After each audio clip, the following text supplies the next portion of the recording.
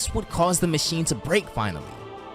Whis looks stunned himself that they were able to pull this off so fast, as the two boys stand exhausted, destroying the device. Ha! Too easy, Whis, they both say, throwing up a thumbs up. You're gonna have to train us harder the next time. But the boys faint from exhaustion before finishing their sentence. Good, Whis chuckles, amused but proud at the same time. Whis looks up into the sky as he ponders something though, saying that after several millennia, you finally decided to return, huh, Lord Beerus? As he gazes off into the cosmos.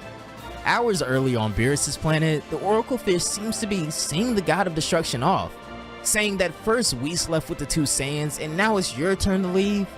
You can't leave me, what am I gonna do here all by myself, they say. Just go to Earth, Beerus tells them. There's plenty of good food to keep you busy down there. But why can't I come with you, the Oracle Fish asks, as Beerus looks more serious than ever right now. Oh no, my dear fish. Where I'm going is no place for you, he replies. The Oracle Fish pleads that it's a long journey, so Beerus should need some company. Beerus responds, however, that with this war approaching, the only company he needs is that of the perpetuity of silence, so I'll go alone. That is my last word, he says, as Beerus slings on what seems to be some form of a cape for the very first time, as the Oracle Fish comments that he very rarely decides to wear this. As we see Beerus next, he sports a headdress telling the Oracle Fish that this is something he only wears when he goes home. I'll be back soon, father, Beerus says, as he alludes to the potential meetup between himself and the rest of his race in coming chapters of Dragon Ball Kakumei. I miss that feeling, Beerus says to himself as he takes in the setting around him.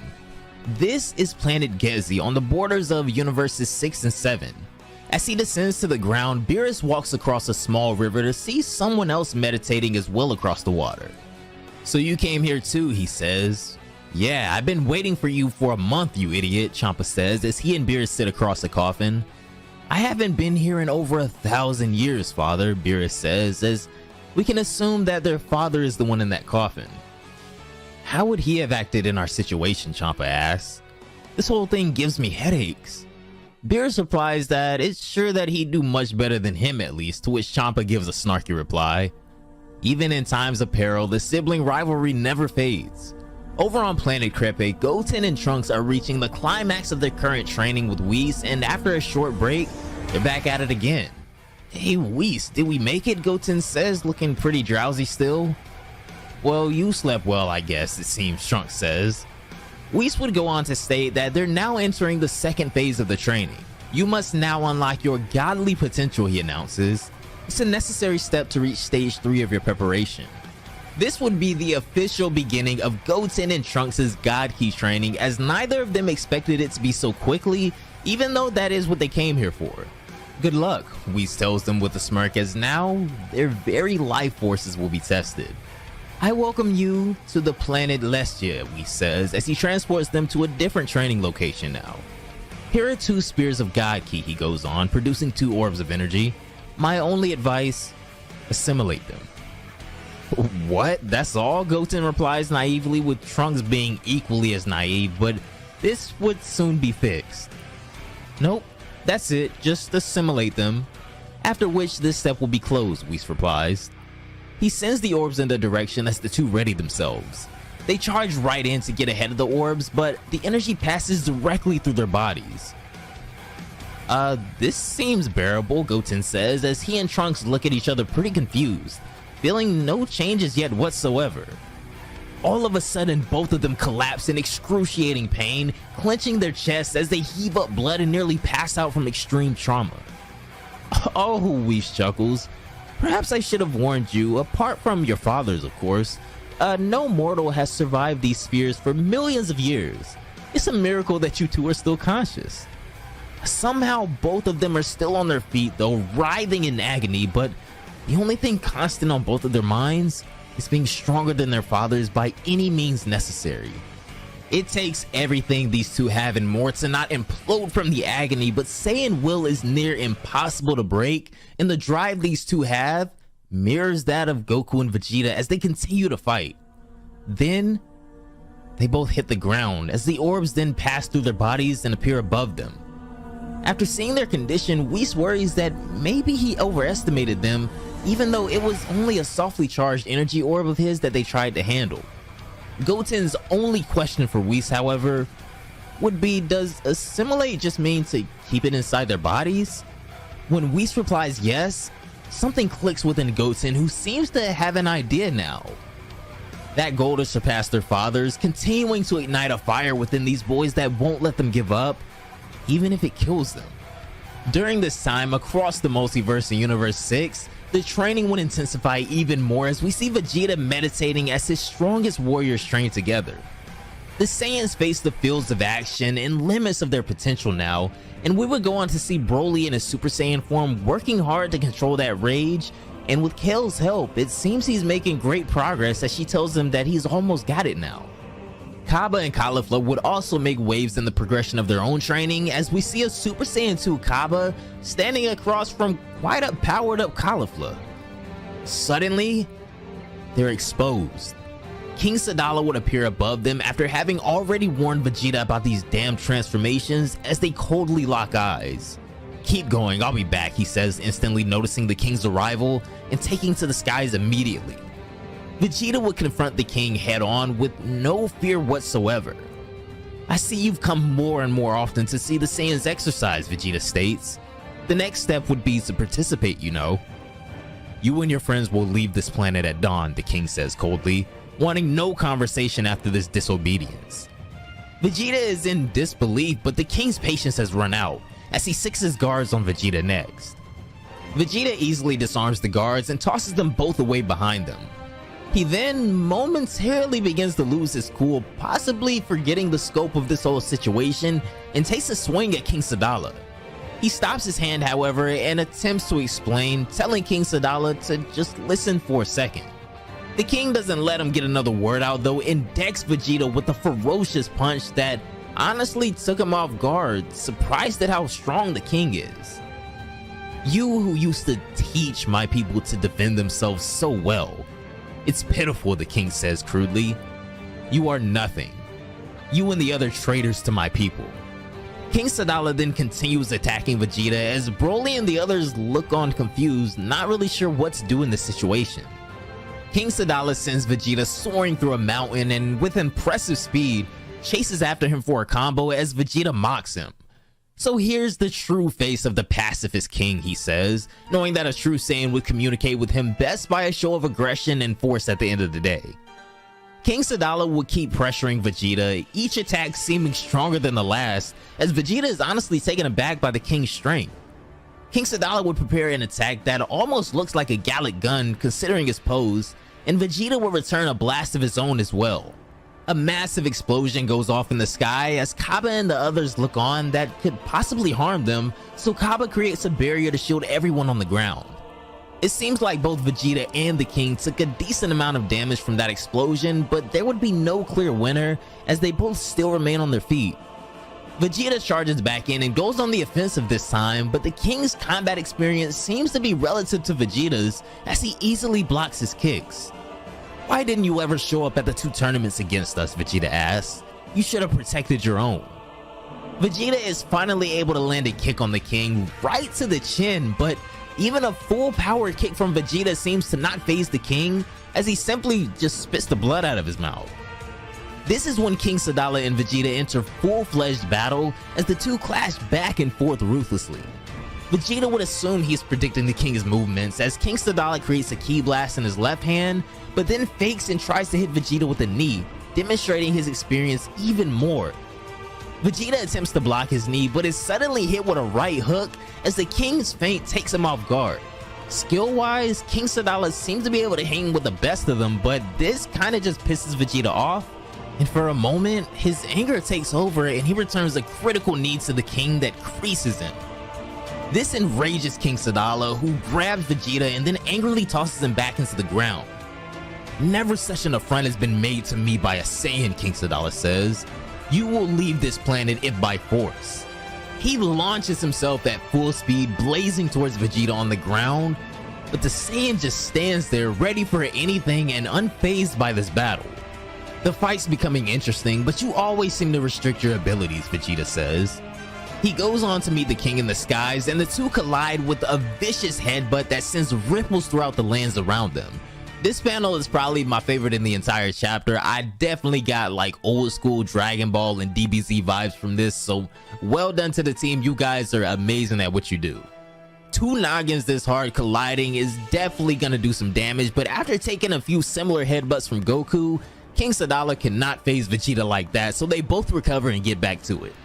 What Vegeta does next as King Sadala shoots a flurry of ki blasts at him, I'm not even sure how to put into words, as he seems to envision the exact pathways he can take to maneuver every single one of his attacks, and does so with ease after closing his eyes.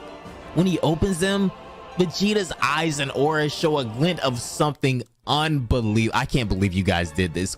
Ultra Instinct Vegeta is displayed as Vegeta's newest technique that he seems to be pretty good at as well.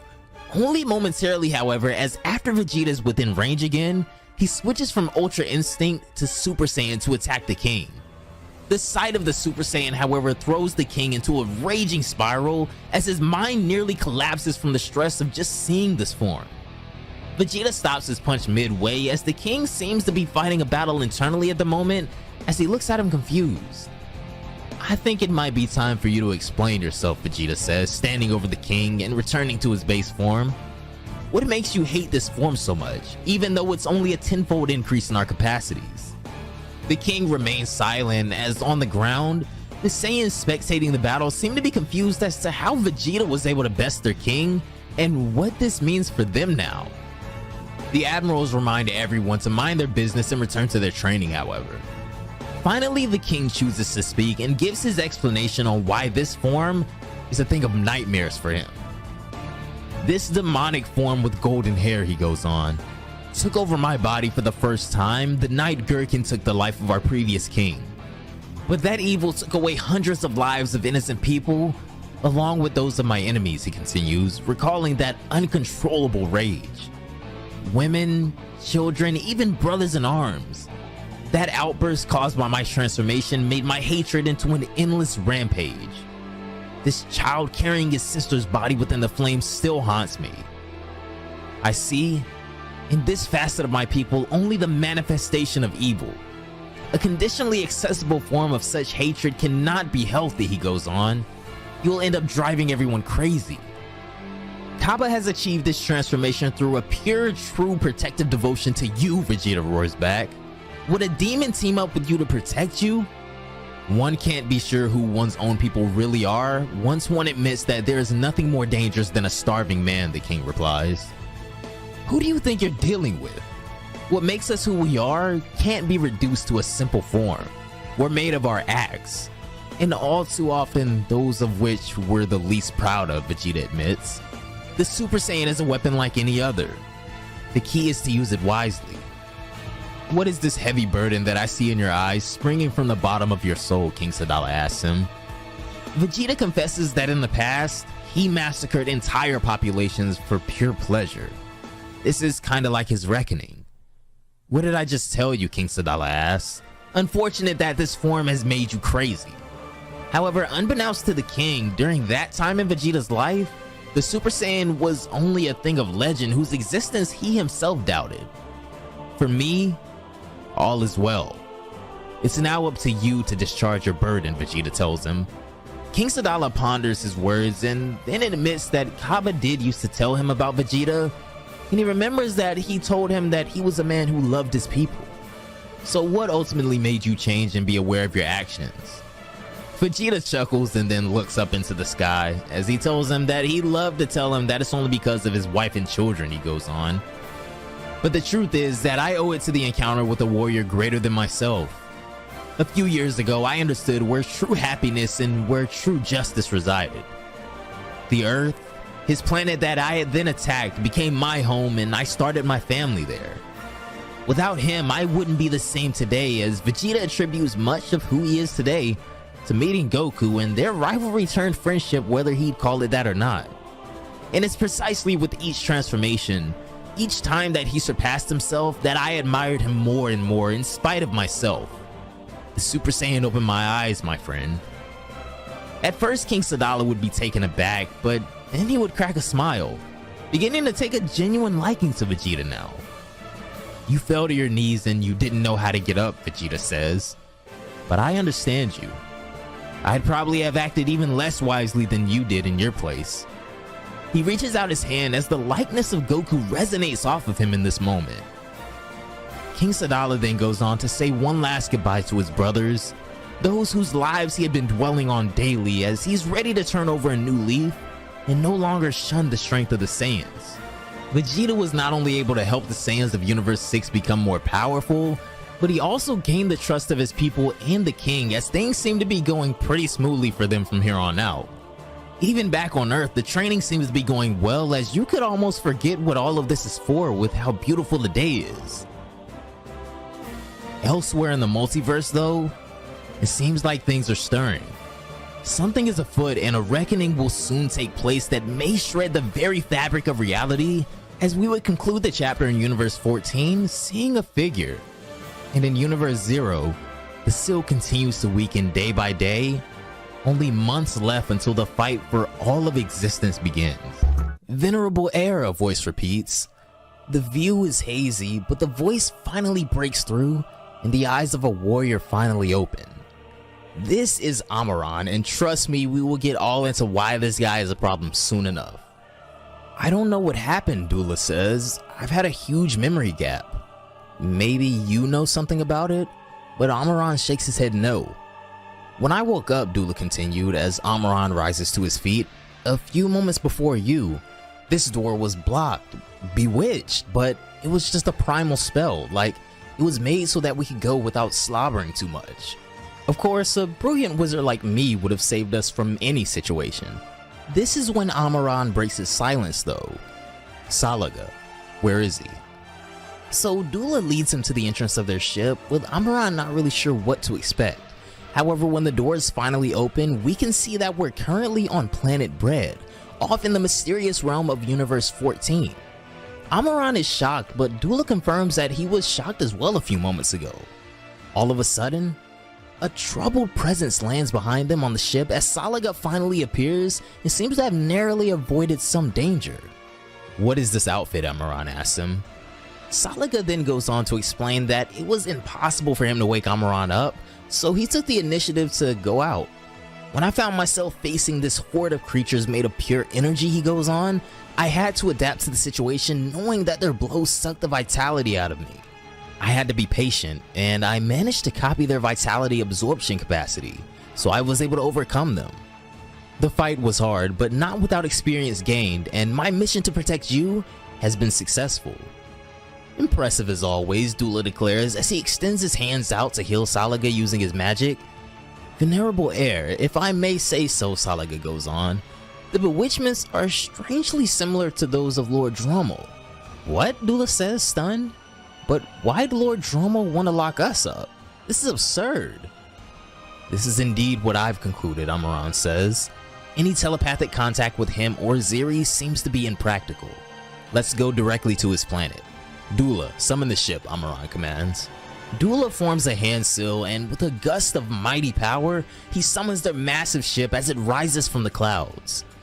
"Wow, I feel as if I haven't used my power in ages," he says, as it's pretty clear now that these guys are indeed suffering from some form of memory loss or amnesia, if this is truly their home Universe 14.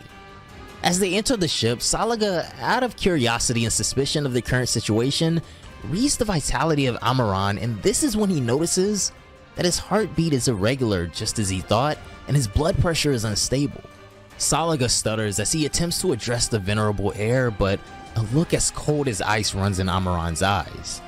"Whatever may have happened," Salaga tells him, "I know you'll make the right decisions." Amaran coldly replies though that he doesn't pretend to, however, as their ship takes off, course set for planet Drommel. Back on Earth in Universe 7, Piccolo is hard at work trying to make Pan the next great hybrid Saiyan warrior, and much like with Goku and Gohan before, he isn't showing any mercy no matter who he's training with.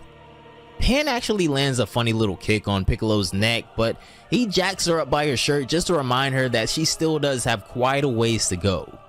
"If only you knew what your father had to go through to even have the privilege of training with me," he says arrogantly. Pan makes a face at Piccolo, much to his dislike of course, so he tosses her into the sky, forcing her to sink or swim, as he tells her to show him that she's actually worthy. Pan intensely stops her momentum in the sky and begins flying directly back at Piccolo at full speed. She begins gaining even more speed and power as she extends a fist out, and if I didn't know any better myself, I think she plans on piercing right through Piccolo, but as her fist comes within centimeters of his face, she stops and powers down. Feeling that she's proved her own point, Pan backs up and looks pretty proud of herself, showing a great big smile. This is when the two Namekians from Universe 6 appear in the midst of their training again.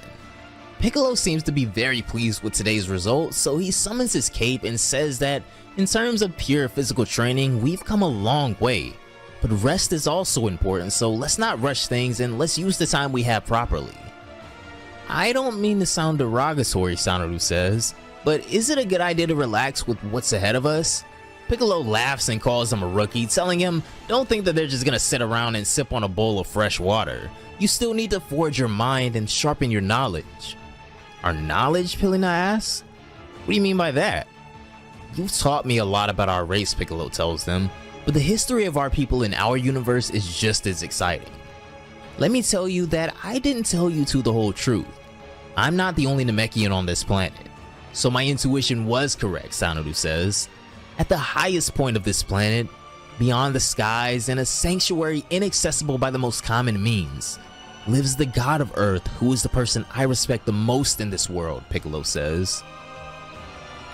Back in Universe 14, Amaran's ship finally arrives at planet Drummel. Amaran, Dula, and Salaga step out of the portal that was created as they take their first steps in ages on planet Drummel. A wave of emotion comes over the warriors as Amaran, Salaga, and Dula scour around, calling for Lord Drummel and Sir Xeres. Venerable Heir, would you allow me to take a quick tour of the planet, Salaga asks. Amaran takes to the sky and manifests a large, liquidy orb of light before it disperses all over the planet. The very life forces on the planet itself are scanned over as Amaran's technique shows insane range. Even Salaga stops once noticing Amaran's technique and heads back to admire his skill. I didn't know you were capable of such a technique, Salaga says to him, but I imagine given your position, you wish to remain discreet about your abilities. Amaran is shocked though as he declares that there is no life whatsoever on this planet. What? And for how long? Months, Salaga asks? Wow, Dula comments, coming up to them now. That was unbelievable, Venerable Heir. However, it's at this moment that Amaran does detect something though, as he points to his right. Down there, he says, there's a kind of psychic beacon that's been deposited. I'll go alone, he declares. Are you sure, Dula and Salaga plead? But in Amaran's eyes, this is a non-negotiable situation as his presence is almost being summoned to this location. Right, Salaga says. We stand guard just in case. Amaran flies off to the source of this beacon, appearing before a beautiful structure. He extends his arm and with one swiping motion seems to open a portal to somewhere. Amaran sticks his hand through this mirror dimension before walking completely through it. When he appears on the other side, something strange happens as his entrance/exit to the outside realm is closed off. The pillars of the altar have come together to open some kind of magic door, Salaga says from the outside as he and Dula await a signal from Amaran. Do you think he got in, Dula says, but this would quickly be answered by the entire formation disappearing before their eyes. I knew it was a trap, Dula cries. We should have never let him go alone. Come, Salaga, let us hasten to find the Venerable Heir. Salaga confirms though that they still feel his presence, however, but it's as if he's in a different dimension to them. I'll focus on his presence as long as I can still feel him, Salaga declares. At the slightest sign from me, destroy the area without any warning, Dula. Back in the mysterious pocket realm, someone appears to be emerging from the shadows as we see a foot appear. Amaran readies his weapon, preparing for an ambush, and begins to take a swing. A piercing light blinds his vision momentarily, however, and the being that ends up emerging from the shadows is none other than Zhao, Supreme Kai of Universe 14. I've been waiting here for you for more than 6 months, Venerable Heir, Zhao tells him. Follow me. They travel down a corridor as Zhao explains to Amaran the meaning of all this confusion. You must be lost. Allow me to apologize. Everything went as we thought it would for the moment. We? Amaran asks, to which Zhao vows to show him something ahead. As they arrive in a chamber, Zhao tells him that he is the only one that can come to this place. Where are we? He asks. Zhao declares that they're in the hall of the altar of the angels, where the scepter of the angel of the universe concerned remains when the angel in question isn't using it. Upon the altar lines a staff brimming with divinity as Zhao beckons Amaran to take it. He grabs the staff and immediately is met with immense power and a hologram. On the wall in front of them, the staff emits a projection of none other than Lord Dromo, who has recorded a message and sealed it within the staff for safekeeping until Amaran could come retrieve it.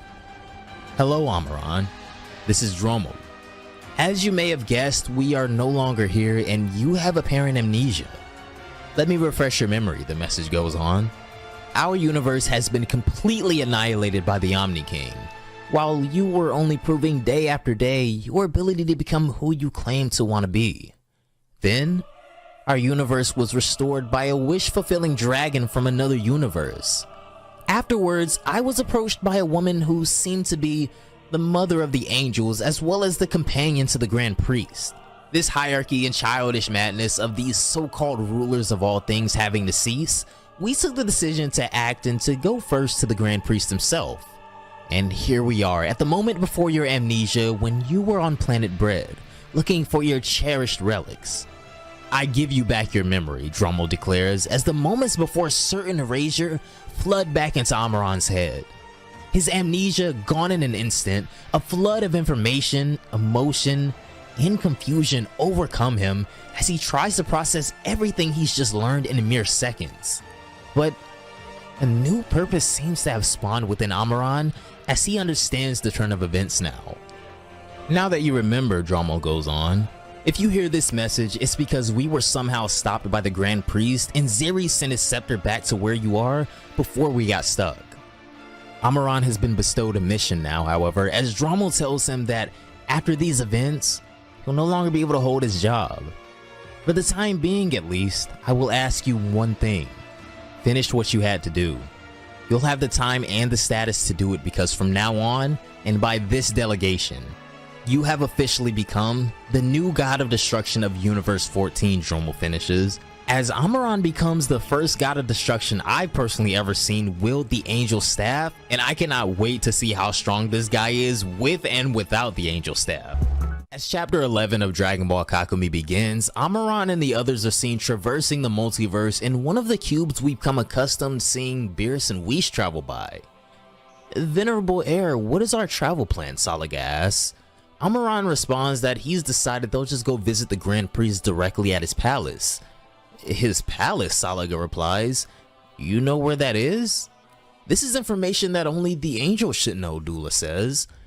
Fortunately, Amaran does have knowledge to get there as he tells them that each element of this multiverse has a precise place and function. Nothing has ever been left to chance. Dula, however, is having trouble understanding, so Amaran goes on to explain to them how they'll be able to traverse the God Realm here. We can't move from one universe to another in any order we want, he says. For each itinerary, there are steps to be respected. A few years ago, there were only 12 universes. The gods have evoked during the last millennia the term twin universes, but it's only a correction following our disappearance. At the time when our 18 universes coexisted, we were formed in groups of 3 so-called triplet universes. Our Universe 14, for example, shared the same galaxies, the same planets, and the same species as Universes 5 and 8. This one is thus again connected to the universes of the gods of destruction Arak and Liquor. So the place where I was born, Dula replies, exists identically in 2 other universes? You and Salaga are the exception to the rule, Amaran says. You have appeared in the demon realm. There's a different one in each universe. This is when we go on to see the graphic of how the universes would be intertwined in this triplet format. Universes 1, 12, and 18 would be one set, Universes 2, 11, and 17 another. And Universe 3 would be paired alongside Universes 10 and 6. Additionally, Universes 4, 9, and 15, Universes 5, 8, and 14 of course as previously mentioned, and finally, Universes 6 and 7 are paired along with Universe 13. The universes are all organized in circuits in which each series of 3 follows one another. There is no way to get from one universe to the other unless they're connected within the circuit. Zeres told me at the end of his message that the Grand Priest's Palace is an isolated place, accessible only by passing through special portals in a defined order. This one changes every 100 years or so, and Zeres shared with me the current configuration one must follow to get to the palace. The first portal to pass through is in Universe 4. The journey will be rather long even on board the cube. To get there, we must cross 5 universes in total. Though once arrived, the portals will be significant shortcuts. Getting back to our adventure, however, he continues, we are currently between Universes 8 and 6. So, Salaga mentions, let's optimize our trip by taking advantage of the stops to warn about the presence of the new God of Destruction of Universe 14. Let's show them that our universe is not that easy to take over. Later on, as their travels continued, Amaran and the rest would arrive upon planet Rosemary in Universe 4. As they descend upon the planet, Dula commands the attention of the inhabitants and orders them to kneel before the divinity that has blessed their planet today. This is the one and only true heir of the divine throne, Sir Amaran. The inhabitants of the planet look kinda confused, but Dula is indeed losing patience with those who choose not to kneel. He overwhelms them with his power and forces them to kneel before Amaran and show him the respect he deserves. They're probably a species without any form of spoken language, Salaga says, but Amaran knows better. What are your demands? One of the civilians replies. What would you claim from an insignificant people like us? We are from Universe 14, Dula says as he approaches them, and in front of you is its new leader. 2 years ago at the Tournament of Power, they explained to us that there were only 12 universes, the guy says, not believing there to be a 14th. And you're saying now that you're from the 14th? This has something to do with the Grand Priest's call from months ago. Otherwise, whoever you are, they continue as the other warriors begin to step up as well. You are not welcome here in Rosemary. Wait, so they're already aware of what's coming, Dula says surprised? Aw, and here I was aching to toy with them. It looks so fun to play with those little chicken legs of theirs. You haven't done anything that would be of an offense to us yet, Salaga says. We feel generous today. Allow us to forgive you by kneeling before us right now. Well, sadly for you, I'm actually the most stubborn being in this universe, one of them replies, as the warriors from planet Rosemary rise before them. So it seems like there's no way of reasoning with you, Amaran says, beginning to lose his patience as well. The bird-like warriors begin to power up, but Salaga quickly informs them that a god of destruction will not be lowering himself to their pitiful level, so he and Dula will be taking care of them. However, the warriors are fearless, and even if they shall perish here, they mention that there is a being that won't be too happy to know that there's a god of destruction walking around quietly in his universe. Over on planet Quitella, the god and angel are seen sparring, but this is when Quitella senses a very interesting key in his universe, mentioning he doesn't know who this being is. Cognac, however, says that this could be the energy of a god of destruction, and given the darkness coming from it, things don't seem too friendly. If I don't recognize the key of a god of destruction, it's perhaps that it comes from a resurrected universe, Quitella says. I myself wasn't even a god of destruction when they were destroyed.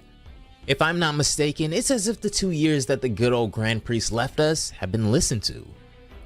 No, Cognac replies. I don't recognize this energy either. It is, nevertheless, lower than yours, but the situation itself remains worrying. What would you like to do, he asks. What do you think, Quitella asks, laughing. We're talking about my universe here, and I forbid anyone to intervene in it, either with or without my authorization. Let's go, he says, getting serious all of a sudden, and the two head out for planet Rosemary. The absolute terror and destruction that's taken place on planet Rosemary in the meantime cannot be understated, as the civilians who refuse to kneel before Amaran have been devastated where they stand, and most lie on the ground lifeless as we return. Salaga and Dula, bored as they may look, have taken much joy in the terror they inflicted here today in the name of their lord Amaran. Amaran himself, however, sits atop a mountain of bodies of those who went against him, as he tells the remaining, we didn't come here to destroy you today, only to tell you that the end of everything will soon begin. It's not too late for you to make the right choice, he tells them. Don't be on the wrong team. You couldn't do anything against Salaga and Dula, them just using a piece of their power, so do you really think it's wise to oppose me? Furthermore, I myself am nothing compared to Lord Drommel. Drommel? Who the hell is that? The last remaining guy says. Well, I won't bother explaining it to you, Amaran replies. Think wisely. You hold your people's lives and who knows, you may have a chance to meet him if you joined us. The lone Universe 4 warrior refuses to give in, however, telling them to go ahead. Keep acting so full of themselves. You have no idea what we're capable of, he begins, but Dula raises a hand and the breath instantly leaves his body. Dula suffocates the lone warrior, however, this is when Quatela comes within range of Amaran being able to sense him, so they hastily take their leave, knowing that they aren't quite ready for this battle yet. Moments later, Quatela is heard standing above the warrior whom we now know as Ganos, demanding to know what happened here. I don't have anything left, Ganos says. Forgive us for being late, Cognac says, but the damage has already been done here. Quatela and Cognac are still both hot on the trails of this energy, however, as Quatela mentions that they seem to be slightly ahead of them. Do you think we can get to their destination before them, he asks. It won't be easy, Cognac replies, since they are also in a cube. Seeing the direction they're going though, it seems that they're headed for a specific portal. And to think we were hoping for mortals to help us in the war, Quatela says disappointed as he looks over the carnage. Most of you won't ever be on point. Right, Cognac agrees, and for those of you who have the strength required, we'll need them to not mentally break after such encounters. Cognac, clean up this planet a bit so that it looks a bit more like something, and the few remaining inhabitants forget everything that just happened here. Let's not cause panic unnecessarily. And we'll be taking these three with us, he goes on, to the shock of Cognac. It's not like you to act in the interest of mortals, Sir Quatela, he replies, but he obliges his request. Over on the outskirts of Universe 4, Amaran and the others have finally made it to the first portal. So this is what one of those special portals looks like, Salaga says, and on the other side is Universe 10. After that, there will only be 2 more portals left to use. One to go to Universe 6, and there, another to get to the palace. They fly through the portal and come out on the other side near planet Argon in Universe 10 before descending. 5 months have now passed since the events that took place between Kansei and the Grand Priest, and all 12 universes are continuing to train and prepare as hard as they can for the coming war, in order to defend the legacy of precious generations in the best way possible and the destiny of future generations to come.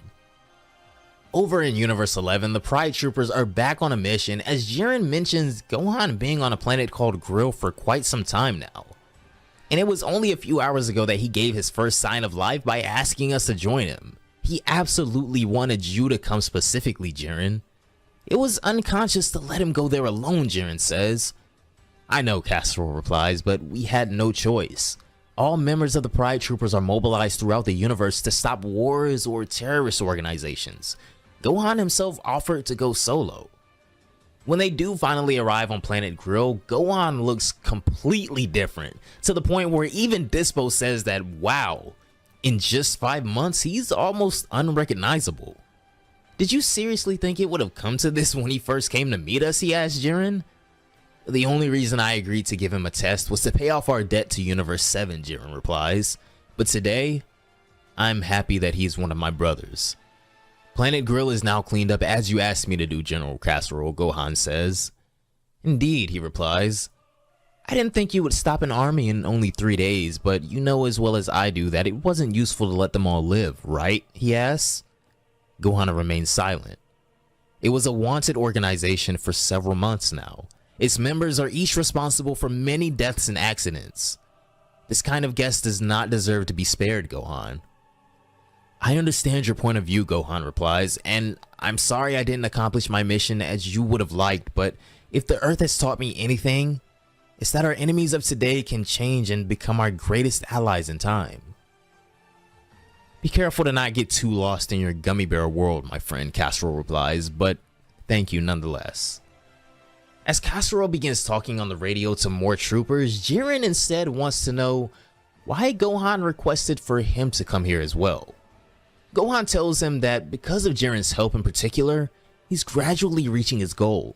4 months prior at a party, post-celebrating Gohan's recruitment, we see Gohan asking Velma how he's able to be there with him and when he came to after seeing what had happened to him during the Topo transfer. Kasuro tells him that he woke up during Gohan's interrogation mission, as Velma scoffs that of course Goku's son would join the Pride Troopers one day. Well, to be frank, Gohan replies, it wasn't in my mind to come all the way here, and I would have continued studying if things hadn't reached this point. Since your arrival here, a question has been on my mind, Topo interrupts. Why didn't you stay and train with your people? This dear Vegeta could have brought you perhaps much more than any of us. Well, Gohan goes on after a momentary silence, I in fact started to be interested with your universe during the Tournament of Power, and especially in your Kaioshin. This is when Velma, of course, gets very defensive, demanding to know just what his interest is in K. Interestingly enough, however, Gohan goes on to explain to them how the Kais have had an explicit hand in his progress that he's achieved to this day. My potential was awakened by the old Kaioshin of our universe many years ago, he goes on. So somehow I get my power today indirectly from the Kaioshin, and when I came out with Dispo from the fighting surface, I later asked Shin who K really was because I can't really explain it, but it's as if the Kaioshins are somehow connected to me since I was in their world. I feel their energies and their potential. This is when Margarita speaks up, however, telling them that the world of the Kaioshins is a place like no other, and few mortals have ever stepped foot in it. She then pulls out her staff and conjures the moments where Gohan was being trained in the Supreme Kai's realm, confirming his story. You officially wore the Kaioshin outfit and the Patara, she goes on. Pipino made you a Kaioshin apprentice at that time. This should give you some answers on many points. Exactly what did your Kaioshin tell you about K, Jiren asks. Well, Gohan begins, he explained to me that the Kaioshins first appear as golden fruits, but that out of all of the fruits that existed throughout the universes intended on becoming Kais, K was a fruit 2 or 3 times larger than all of the others. This would also explain why K has such intense ki compared to the other fruits. In any case, K is nothing like the other creator gods that I know. Am I wrong, he asks? He knows what he's talking about, Velma thinks to himself. What could he have in mind? Indeed, he possesses powers that his colleagues will never possess in their lifetimes, Velma answers. Come on, give birth, what are you thinking? For some reason, Gohan continues, when I awaken my potential, I have this weird discomfort in my belly as if something is only partially unlocked. Why would you never talk about it with the Kaioshin of your own universe then, Jiren asks. Well, at the time, when my potential was first awakened, time was against us and I had to act right away, Gohan says. The old Kaioshin did make me much more powerful anyway than I would have ever been on my own. So in summary, Margarita says, you're going to ask K to complete your awakening because you feel that you're not using your full potential and that he would be the best person to help you do so. Is that it? Well, yes, I know it's probably absurd, he begins, but Margarita silences him and beams him with her staff. Indeed, she continues, I feel that it is sleeping in you. The steps seem to have been done, but not in the right order. What do you mean, Gohan asks. When a Kaioshin awakens potential, Margarita says to him, there are several steps that need to be followed in a precise order, and this requires extreme concentration. Not all Kaioshin can awaken potential. In fact, only a handful can. Perhaps he wasn't rigorous enough. Anyway, she continues, it must be the logical consequence of trusting a perverse Kaioshin who moreover has assimilated an unreliable witch. From what I can see in you, your potential is far from being even half awakened, she says, to the shock of us all. Moreover, you seem to have a link with several beings. A Saiyan father, an Earthling mother, potential released by a Namekian, and a second time by a god of creation. The conditions are met for your total awakening to be a success. I have no doubt anymore, Gohan replies. I have to reach my true limits to protect everyone, and I really need you all. Many thanks, Gohan says, bowing to them, as Dispo says no need to be so formal. They were skeptical of him at first, but he's a pride trooper now, so there's no question of that between them.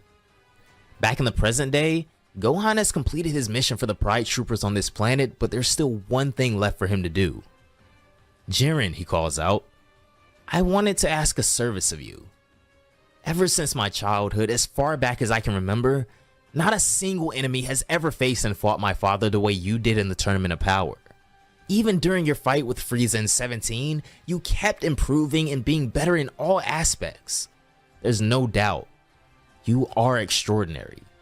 Jiren is speechless as he can only look at Gohan and think to himself, in addition to his innate abilities and ease for fight I feel from him, this look and this aura are so different from his father's. Fight me with all your power, Jiren, Gohan asks of him, as he begins to transform and his aura changes. As we wait for K, I'll knock at my limit starting now, he roars, as chapter 12 of Dragon Ball Kakumei comes to an end. Around assessing the reaction to his words, he will remind them that he has to look for his limits. That's all that matters to him in this fight. Protect this planet and its inhabitants, Toppo tells Makurita, as there's no reason to think Jiren would turn down this fight. Right, she replies. Gohan hovers in the sky as Jiren provokes him to make his move, and Gohan charges in for the first attack, but he would miss his punch with Jiren dodging. Gohan then whips out a galactic donut surprisingly, but before he has a chance to release it, Jiren mushes him in the face with such force that the galactic donut is still where he left it above his head. He would ricochet and combo Gohan all over the corners of the battlefield, sending his body all over the place until finally, his face would come into perfect position for a thunderous punch once more on his head this time. The sheer might of Jiren's power is enough to crumple Gohan, and that previous blow collapses him as he writhes in pain. Jiren kneels beside him before picking the nearly unconscious Gohan up by the hair. I'm completely stunned, Gohan thinks to himself. I can't move. But before he can even utter the thought, another crushing blow hinders his every sense. And another, until Jiren finally plants Gohan firmly in the ground with a dive kick. Gohan's body bounces off the ground as if it was made of rubber. Surprisingly enough though, Gohan is still able to get to his feet as everyone looks on in shock. He still has more fight left in him. Gohan goes to take another punch, this time an uppercut, but Jiren easily maneuvers around it and clocks Gohan in the face once more. Somehow though, Gohan isn't seeming to take as much damage as these blows might make it look. He charges up a Kamehameha next and launches a massive beam at Jiren. This guy Jiren though completely ignores one of Gohan's strongest attacks and delivers an uppercut that almost decapitates the Saiyan. Gohan would slam into the top of the barrier enclosing them, continuing to take unbelievable punishment. With each time he's brought to his knees, however, he keeps getting back up, and this starts to remind Jiren of a young determined boy he once knew. In the past, many years ago, a young Jiren would be put through strenuous tests by his master, being put on his backside over and over again, but refusing to give up. Fighting to get stronger isn't enough, his master says. You have to hold on to everything you have to win your fights. What are you talking about, a young Jiren says. I've nothing left to lose. My only family is you, Master Gishin. Jiren charges in again, determined to continue their training, but Gishin delivers a vicious backhand. You have to fight for your values and those you love, no matter how many there are, Gishin roars at him. Because the day you really don't have anything, the day you don't fight for anyone, is the day the flame that burns inside you is extinguished. You shouldn't wait until your loved ones are about to die or in danger to fight on their behalf, he continues. You must be strong for them when the time comes. This would touch Jiren in a way that, to this day, he still remembers this quote. Why do you keep getting up, son Gohan? Jiren asked him in the present day. Because I can still do it, Gohan roars at him. Jiren would then power up even more, prepared to test Gohan with the full brunt of his power, but Gohan doesn't back down. This is when Gohan will get into a stance I've yet to see from him as he gathers massive amounts of energy. Unfortunately, An attack this slow doesn't pass Jiren's test, as he appears right in front of Gohan and sends him spiraling with another blow before appearing above him and crushing him again. Gohan would bounce off the ground violently again, but this next attack would be brutal. Jiren's fear-inducing power would prove to be as mighty as it is intimidating, as he simply walks through Gohan, but the amount of damage done in that single second would paralyze him where he stands. "Wake up," he says, as he turns back around to Gohan, who's still coughing up blood. This is when Jiren would go on to say to him that the day an opposing god of destruction confronts you with the intention of reducing you and your friends to nothing, are you really sure that your little speech will spare you? Gohan, completely powered down now, struggles to regain any sense of the word balance. When he opens his eyes and looks to his right, he sees the group of terrorists that he failed to deal with properly returning and about to attack the Pride Troopers. "We have to help them," Gohan struggles to say, but Jiren tells him no and says to trust in his teammates. "You can't do anything in your condition anyway." "Lord Topo," Makurita begins, "why don't you do something for your companions?" "No," Topo says. "Look closely. Dispo and Casserole are pretending to be in a difficult spot." "Of course," she says. "I'll ask you one last time, Gohan," Jiren continues. "Why do you keep getting up?" At first, Gohan seems to not know how to respond to this, but when he remembers all of his friends, family, loved ones, the answer couldn't be more clear. Jiren begins preparing an absolutely diabolical attack now that even Casserole has to turn his attention to and tell Jiren not to go too far here. But the beaming light stemming from his fist would signal otherwise. "I think it's time," he declares. This form of his, full power the end, would look to eliminate Gohan with this one final blow as he stands in the wake of unstoppable power right now. Gohan would learn from this encounter, however, and for the first time this battle, he's able to dodge one of Jiren's most lethal attacks. Gohan would duck under and then attempt to return a blow of his own. With everything he's learned and everything he has left, Gohan would throw his final punch at Jiren, only to have it easily dodged once again. But something was different this time around. Gohan would succumb to a light-speed counterattack by Jiren, who would also dodge the blow, but this time he would at least leave a scratch on his opponent. Gohan would finally collapse as Dispo and Casserole easily finish up with their engagement as well, and even though he may lie unconscious on the ground defeated, Gohan has made Jiren and the Pride Troopers proud this day. And although the power levels and experience throughout the multiverse vary dramatically, as we saw here today, in Topo's own words, 2 years of preparation for gods who have been training for millions of years is by far too short. As we return to the galactic pillage by God of Destruction Amaran, Salaga, and Dula, as we saw previously, they continue to eliminate aggressive resistance as they make their way through the multiverse to the Grand Priest's palace.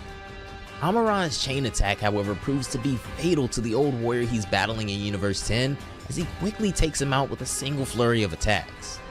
It seems there is more to this battle, however, as Amaran tells Dula to break this silly illusion they're in. "Oh, I see," Dula says as he follows orders and the spell begins to disappear, revealing a ship around them. Behind a pillar, a young woman who seems to be the captain of this ship is hiding, and this dude Amaran just apparently does not care. Hands rated E for everyone, I guess, when it comes to him. Looks like they used magic here too and tried to trap us in a spaceship with an illusion, Salaga explains. "Let's get back on the road," Amaran says as they take their leave. They continue their travels through Universe 10 as Salaga mentions that it seems these beings knew they were coming and were already taking the lead. "We should expect the same in Universe 6, he finishes, indicating that this seems to be their next stop. Hundreds of millennia have passed since we were wiped out, so don't imagine that Universe 6 is at the same stage as it was then. Do not let your guard down, Amaran commands. This is when they finally arrive at the portal to the next universe, the final stretch before reaching the Grand Priest's palace, as Dula comments. Over on planet Sadala, we can see Cabba and Caulifla sparring together in their Super Saiyan 2 forms, with Vegeta barking at his pupil to wisen up. The battle between these two Universe 6 Saiyans is as intense as we would expect it to be, with Cabba even showing a little bit of finesse here, swinging a ki blast around Caulifla and using it to create an opening to land a devastating blow. Cabba is showing amazing progress in my opinion, and it feels like his determination to live up to Vegeta and the King's expectations drive him to never give up. With his mentor in his corner cheering him on, Cabba would land another crushing kick on Caulifla, splitting the ground beneath them and creating a devastating wheel-like ki attack that heads straight for her. With no time to think or dodge, Caulifla pulls a Goku and just kind of headbutts Cabba's attack, attempting to slow it down some. She charges a massive load of ki in both of her hands and is finally able to get a grip on the attack, but Cabba's surprises don't stop there. His attack causes a massive explosion, knocking her out, as Cabba boasts about finally beating her, as we take a look at the score of 1-18 in the back now. He also comments about creating that last technique we just witnessed, dubbing it his own signature move. Caulifla finally gets back to her feet after being toasted by that attack, honestly, and even she has to give it up to Cabba. That was one hell of an attack, she tells him with a huge smile and thumbs up. Come on, you've all made excellent progress in your individual training. Now, it's time to take it to the next level, Vegeta tells them. Next level? What do you mean by that? Cabba asks. But at this very moment, something strikes Vegeta to his core and puts him on the highest of alerts. He immediately looks up to the sky towards the monstrous ki coming their way, with Amaran, Salaga, and Dula taking notice of his ki as well. Vegeta immediately moves into action and heads to confront the threat, deeming this ki equivalent to that of a god of destruction. All of a sudden, he stops in his tracks as there is a guarantee that they felt his ki by now as well, so he turns around and warns Cabba. On board Amaran's cube, Salaga confirms that Amaran's estimation of Universe 6 being home to abnormally strong warriors seems to be true, as a number of massive energies are down on the planet in front of them. Let's go to the other side, Amaran says, as they slightly change course. Cabba, Vegeta screams, go immediately and warn King Sadala to shelter all civilians, then bring him back here ASAP. Cabba begins to ask questions, but Vegeta commands him to not argue and do what he says immediately. Cabba takes off, and then Vegeta turns to Broly, warning him to prepare for whatever is headed their way. The same goes for you, he says to Kel and Caulifla. Follow me. Cabba enters the palace at full speed, bolting towards the king's quarters, and urges the guards that he needs to speak to King Sadala immediately. Come on, what's going on, Captain Cabba? King Sadala says as he slowly steps out of his room. I have no idea what's going on, Cabba begins, but Mr. Vegeta sent me to tell you that you must order the special forces to announce an immediate curfew and that you must join the training camp as soon as possible. Please, he finishes with a bow. King Sadala puts a comforting hand on Cabba's shoulder, calming him down and thanking him for his service and loyalty. Well, you heard that, the king says to the guards as they hop into action as well. Let's go. Outside and all over planet Sadala, the special forces are sent out, and on simultaneous command, we see them using their ki to project what looks to be a barrier around planet Sadala to try to keep this unwanted visitor out. This war started much earlier than expected, didn't it? King Sadala says as he, Cabba, and the guards arrive at the training camp. Well, I've clearly no idea if this is the war that's starting or not, Vegeta replies, but in any case, these guys didn't come to greet us politely. Go and join the others and motivate them by helping them, he says to the king. I trust you. It's at this moment, however, that their unwanted visitors are within sight of them and vice versa. Oh, Dula comments. Seems like they're waiting for us once again. What an honor. A magic barrier, Salaga questions after he sees the force field, and Dula says he'll take care of it. Amaran, however, tells them that he won't get anywhere with his magic because it's a ki barrier, so he'll take care of it himself. Amaran would exit the cube and unleash a devastating blast upon the planet that single-handedly wears down on the Special Forces shield. King Sadala himself is here with his men, however, and encourages them to not give up and maintain their positions. Maybe I should go join them, Broly asks, but Vegeta tells him to stay near because he's gonna need him. It's best not to take any chances with these guys.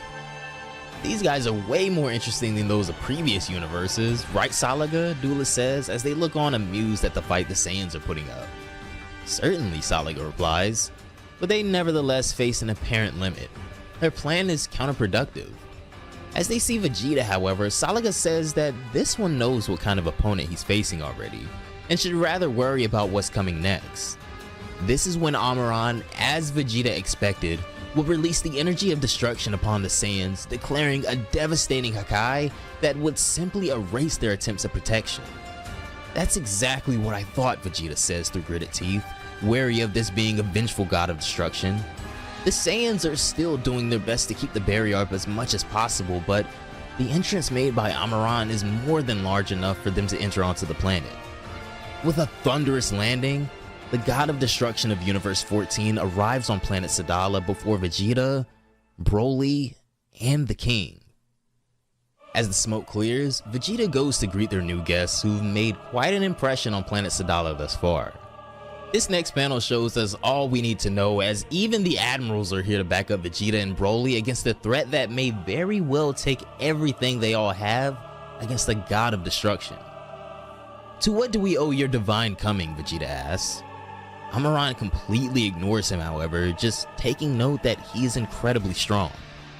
You're not from here, he goes on, and you've been trained by an angel.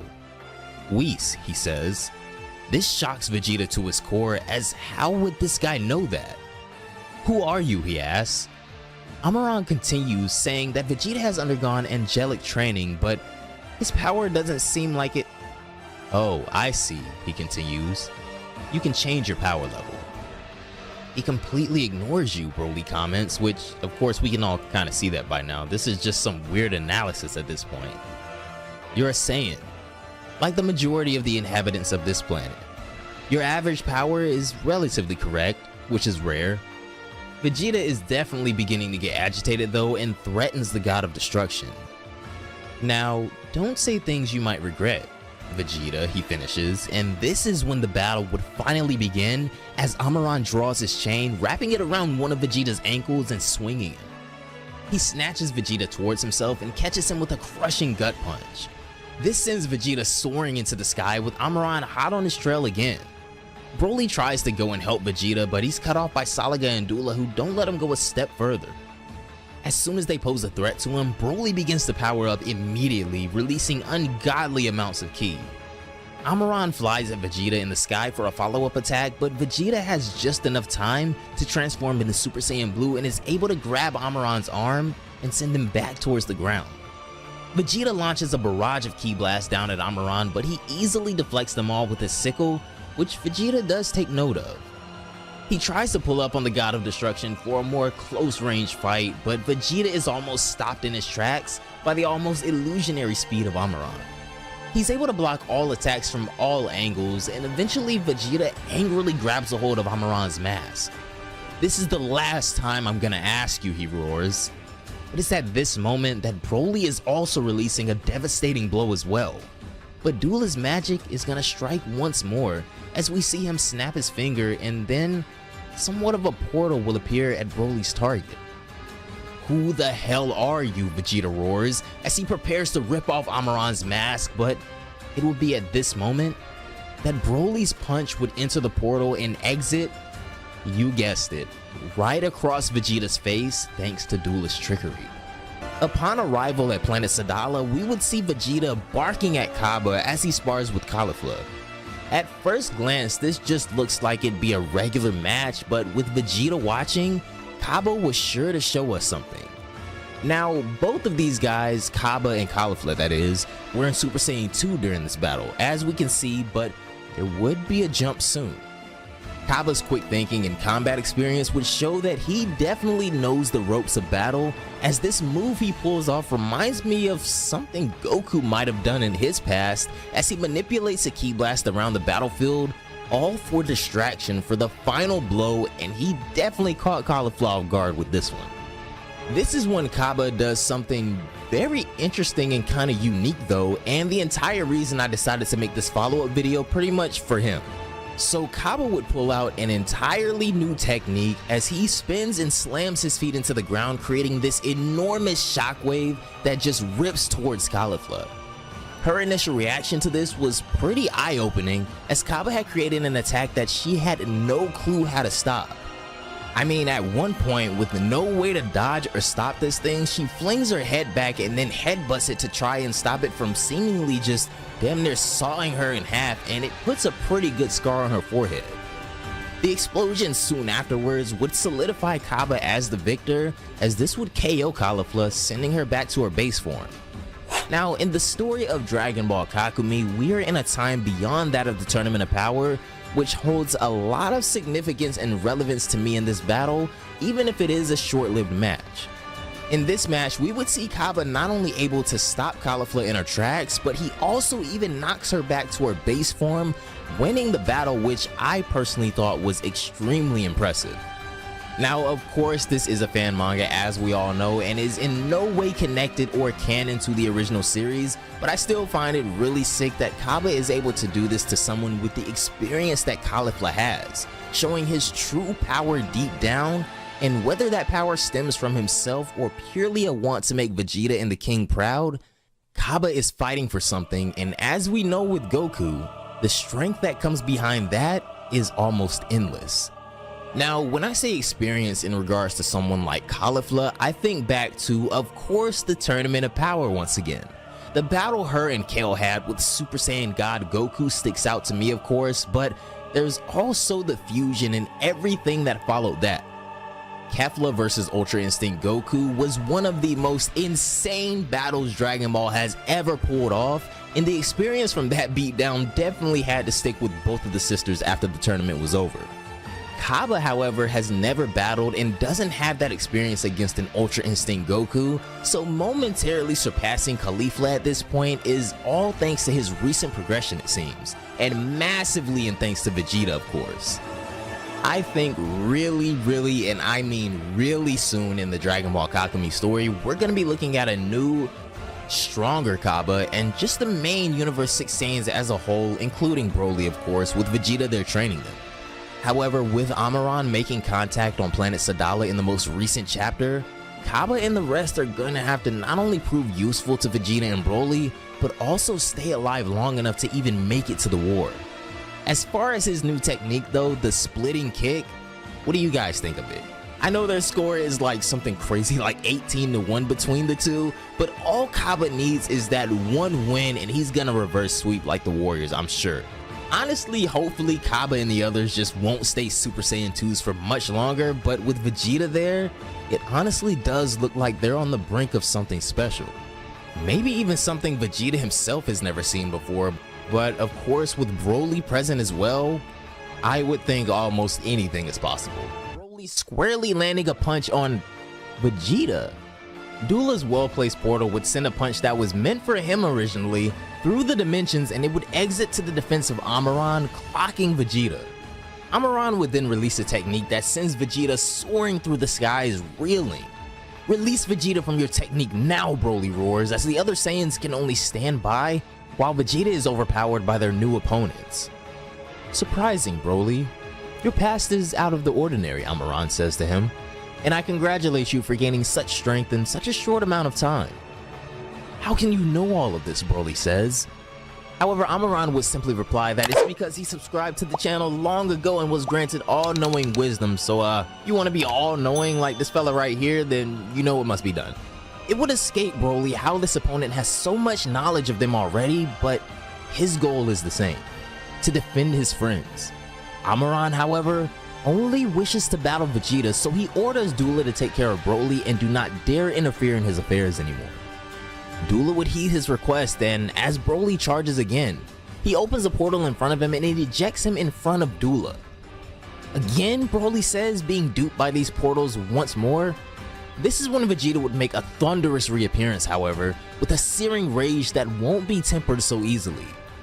He's transformed, yes, but at this point he barely holds on as the damage from that last attack was so intense. Vegeta would declare, however, that if Amaran thinks that he'll be humiliated like that again, then he is barking up the wrong tree. He beckons Vegeta to come and the battle would begin, with Vegeta relishing the moment to put a god of destruction in their place. Amaran summons his chain whip and attacks Vegeta, who's able to grab hold of the chain and flies off. yanking Amaran in order to get the strongest slam of his life, and he absolutely pile drives the god into the ground. Vegeta delivers the very definition of a crushing blow to Amaran, but as we look closer, we can see that the god was able to avoid the attack just in time. He grabs Vegeta by the face and headbutts him with such force that sparks begin to fly from the center of his mask. He sends Vegeta into the air with a blow to the gut, telling him that this isn't how he's gonna get any damage done to a god. "Don't try to provoke me," Vegeta says. "I'm far past the age of such childishness." Amaran would disagree, however, already having full knowledge of Vegeta's pridefulness. He roars that no matter how much Amaran scans him, he'll never have access to who he truly is. "Perhaps we should try something else then," Amaran declares. "How might you react if I told you that one of my two sidekicks, Salaga, is already on his way to find your beloved Bulma?" The utter gall would shock Vegeta to the core, leaving him speechless. "No. Don't you dare play that game, you damn god of destruction," Vegeta says through gritted teeth after a momentary silence. He would power up again, but this time, Vegeta's true rage would burst through, and he would display a power that even Amaran deems worthy, saying, "Finally." But before he can even utter the praise for such a transformation, Vegeta's appeared in front of him and delivered a battle-leveraging blow. Vegeta would then go on a complete barrage, mercilessly comboing Amaran with punches and letting him know exactly who he's messed with now. I mean, to come all the way here and threaten his Saiyan brethren and even his wife is unforgivable. He would send Amaran into the ground, and then Vegeta actually charges a Gallic gun, taking it back to the DBZ days, but Amaran would easily counter this. He summons his chains again as they easily navigate the beam and then wrap around Vegeta's wrists, slicing him across the face in the process. This time, Amaran would be the one attempting to sling Vegeta around again, pulling him towards himself and returning that punch from earlier with full force. Vegeta pretty much just eats that up though, and when he turns around, he's gone into Super Saiyan Blue evolution, telling Amaran that he's honestly just grown sick of him at this point. Vegeta's power would continue to boil over and explode, but Amaran is enjoying this. A mortal with such power is unheard of. Vegeta would oblige his request to press on and dive directly into Amaran, taking a page out of Full Power Frieza's book and charges him across the landscape before crashing into a mountainside in the far distance. The struggle for dominance in this battle is unreal to say the least, as Amaran looks to have just absorbed all the force from this attack as well, but when he summons his chains again, Vegeta would shatter them this time and deliver an absolutely gut-wrenching blow to the top of Amaran's mask, nearly shattering it to pieces. "Mr. Vegeta, I feel powerless," Cabba thinks to himself, "and as strong as Broly is, the magic of this demon is wearing him down. He won't last forever. Your Majesty, with all due respect, we must intervene," he says as he approaches the king. "Vegeta gives everything to protect us, and to stand by and do nothing is unbearable." "We simply can't afford to lose any men before the war has even begun," King Sadala replies. "I completely understand that," Cabba says, "but it's Vegeta and Broly that will lose if we don't do something. As fighters who defended our universe during the tournament, I sincerely believe that Kel, Caulifla, and myself can be useful in this situation." The king would ponder this as we return to the battle and see that Broly has begun to get more serious as well. He's transformed into a Super Saiyan to combat Dula and proceeds to wail on this man probably even worse than he did to Frieza. I mean, this was a spectacle of like 8 straight panels until Broly just finally singes Dula with the mouth beam. Vegeta would then return to the skies as he overlooks the damage he'd done to Amaran. Unfortunately though, even after all of that, the god still stands and he looks extremely pleased. Amaran would burst into a maniacal laughter as joy showed in his eyes for the first time since we've been introduced to him. "Are you enjoying this?" Vegeta would rage on. "Just who the fuck are you?" "Call me Amaran," he replies. "I stand in for the god of destruction of Universe 14. "And you think that gives you the right to come and mess with us instead?" Vegeta replies. But Amaran tells him that he's only making a diversion. "It certainly isn't every day that you meet a mortal who's been trained by his angel. I'm not disappointed. And I want more," he commands. At this point, Vegeta knows that this fight is going to take everything he has, possibly even his life, so he has but mere moments to make this next move and secure some sort of victory in this. He creates a massive solar flare-like flash, blinding Amaran and then flying off. When at a relatively safe distance, Vegeta would command Cabba, Kel, and Caulifla through what seems to be telepathy unless he was just really close to them, and tells them to go find the other guy who snuck past them and is headed towards Bulma. They are to do whatever it takes to get to her before he does and protect her. Amaran isn't gonna let Vegeta get far, so he's counting on them to help. You two will probably have to take part in this fight, Vegeta finally says to King Sadala, who honestly wouldn't love anything more than to lay down his life for his comrades. But back on the battlefield, something is suddenly seriously wrong. Broly may have been definitively beating Dula before, but now he's knocked out cold, even though he's still standing up. Dula, on the other hand, is almost unrecognizable from before, and this is what I was talking about, like, not even Frieza looked this bad. He says that he had to put this big lump of a man to sleep to finally get rid of him. Look at my condition, I am not okay, Dula says. This is when King Sadala would finally step forward, however, with the rest of the admirals saying, "How dare you?" Dula would continue to assault Broly while he's knocked out, as the other Saiyans just stand by shocked, appalled that he would attack a sleeping, defenseless warrior. Dula is shameless though, and we're gonna get into that very soon, but King Sadala's patience is wearing thinner by the second. The more Broly endures, the angrier King Sadala would get, as even the admirals begin to transform, unable to contain their own rage at this invasion as well. Dula asks them to just wait a few minutes so he can get some rest, but something immediately stuns King Sadala to his core as he looks as if he's seen a ghost. "Well, I could just put you to sleep now and you'll fall apart like that big pile of muscle," Dula comments, but an overwhelming presence behind him shakes him to the core as well. Broly has appeared behind Dula, seemingly still asleep but in impressive control of his body and strength, as he grabs Dula by the face, who is narrowly able to escape the grasp. Dula knows immediately, however, that he has to get away from Broly as soon as possible. From his perspective, there is no beating this guy. It's certain death if he tries to fight Broly alone, but all of a sudden, Dula is frozen in his tracks. "What has that gorilla done to me now?" he asks. "I can't move." This is when we begin to see the fruits of Broly's training, as he shows that he's adapted Goku's God binding technique, restricting Dula's movement and leaving him frozen and vulnerable on the battlefield. At this moment, however, Amaran would speak telepathically to Dula, asking just what he's playing at right now, like what's the holdup. "I'm really sorry," Dula says, "but this green-clothed Saiyan is far from being like the others. I'm running out of ideas against him." "Broly," Amaran would say as he looked into the depths of his knowledge for a weakness for such a being, and he would find it. Broly would charge forth once more to certainly finish off the near-expired Dula, but when he does, this would create the opening Dula needed to create another portal. He would reach his arms through the portals, but who he retrieves on the other side would stun the battlefield and freeze everyone in their tracks. Dula has gone from ugly to just plain scum, as he snatches both Chile and Limo onto the battlefield by their necks through the portals. Now, of course, Broly's entire demeanor would change after seeing this, pleading that he'll do whatever he wants as long as he just puts those two down. Dula explains that things are just too far gone at this point. I mean, look at his face. Does it look like he's trying to negotiate or be a good Samaritan right now? "Don't worry, Broly, we're as tough as nails," Chile assures him. "Plus, he's not gonna do anything to us, we're his hostages. He needs us." "Isn't that right, Demon?" Chile prods, but I don't think Chile just heard what Dula said. He doesn't want or need hostages. He tosses Limo to the ground, and then next, he stabs Chile through the torso with a keyblade, goring her with his hand. The battlefield would freeze before simultaneous panic ensues from everyone.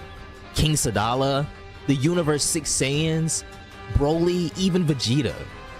No one could protect Chile, an innocent being, from these intruders that they were training so hard to defeat in the first place. They failed her. However, Broly has been pushed off the deep end with this one. And this is a point of no return that, unfortunately, due to the circumstances, I feel that Dula, Salaga, and even Amaran will soon regret in only a matter of pages.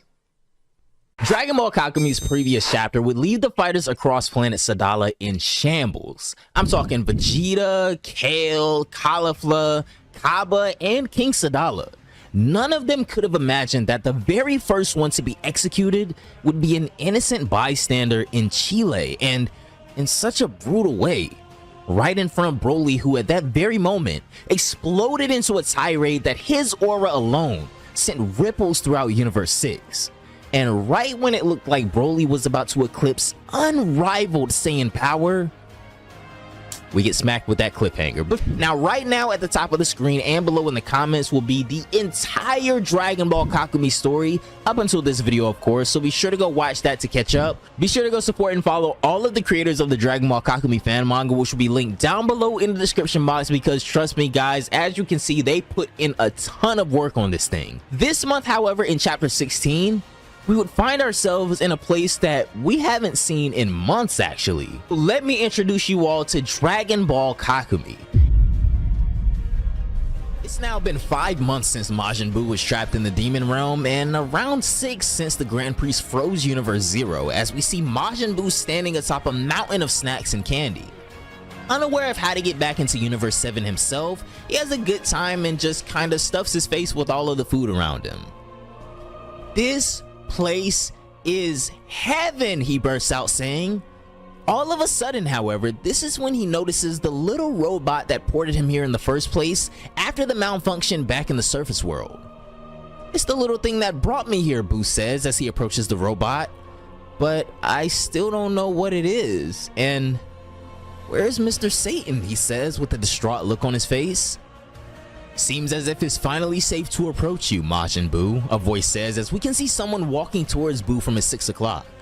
When he turns around, we see a tall, slender man who very obviously resembles a demon, one who's only so scarcely evaded the wrath of a hungry Majin Buu these past couple of months. And how did this guy make it through a whole season of surviving Majin Buu? Well, he tapped in and left a like on the video, you guys already know.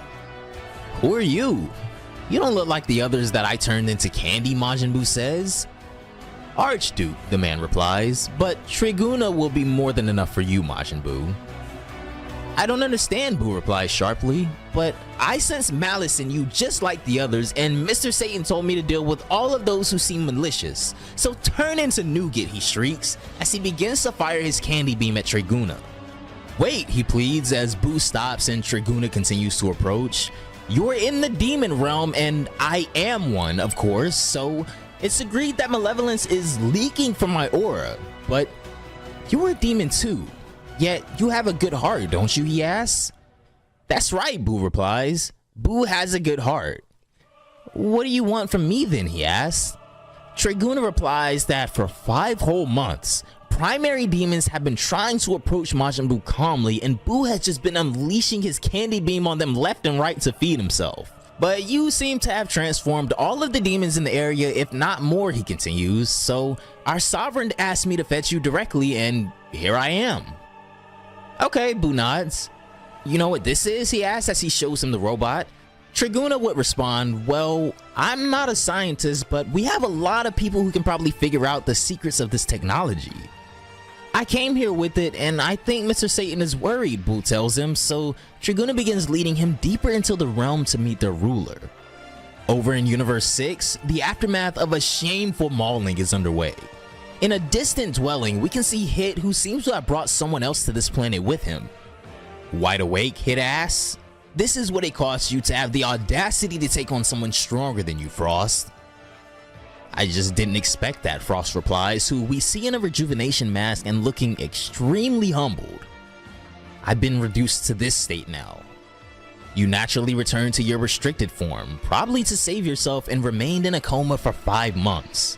I might as well tell you that this is the last time I want to deal with you, he concludes.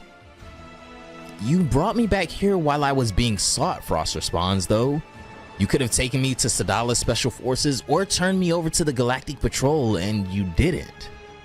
What a surprise. A reason, perhaps, he nudges? Do you know where we are, Frost? Hit asks. Frost would look around frantically, zipping all over the place in his little pod until finally, he realizes where Hit has brought him, and his jaw drops. Hit has brought him to none other than Planet Frost 586. Curse you, he trembles. I won't hand you over to anyone, Hit tells him, because no one has hired me to do so. I don't consider myself to be worth more than you in terms of what I've done so far, so I'm not gonna hand you over to the authorities. However, you left this planet abandoned after organizing piracy scenes on its entire surface. You then made its inhabitants believe that you had saved them from their enemies who, in reality, were your own accomplices. You left the inhabitants of this planet in total misery after you realized that it wasn't worth a damn, and now they know you're here. They're just waiting for you to wake up and make you pay for everything you've done to them. Frost is stunned, and he's absolutely not in the shape to take on an entire civilization. He frantically tries to shoot Hit with a finger beam, but Hit appears behind him in the blink of an eye with such swiftness, resting both hands on Frost's shoulders calmly. You're not the only one who's consumed by a need for revenge. Do you feel that yours is more legitimate than theirs, he asks. I've already shown you that I'm stronger than you. Now, you have to show me that your speech is worthwhile. Then I'll think about it, Hit tells him. This is when Frost would remember his own words from before, when he said, I know how it feels to be forced into a mold, which is why my kind is so persistent. I'm telling you all this because it almost sounds like you don't like your job, or even your life perhaps. All of a sudden, this is when Hit vanishes, leaving Frost to ponder his next move. And what am I supposed to do? Frost begins to rage. They know I'm on their planet, fine, but do they know where I am exactly? I don't care. I'll make them all kneel before me and I'll destroy their miserable little planet as a thank you. Yeah, that's it, but by doing so, I do risk attracting the attention of the galactic authorities, and from what Hit told me, if I'm going to be getting my revenge, I have to prove to him that I can follow through on my convictions. Well, I guess I should at least get out of this place first, he says.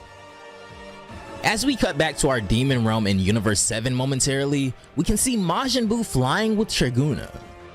It is an honor to be in the company of the great Majin Buu, he tells him. To see you, during these months, crush the primary species throwing themselves at you without letting the slightest trace of fatigue show was impressive. Yeah, Buu sleeps for a few seconds and is recharged for a long time, Buu replies. A few seconds? My. We soon arrive at our Sovereign's Tower, Triguna declares.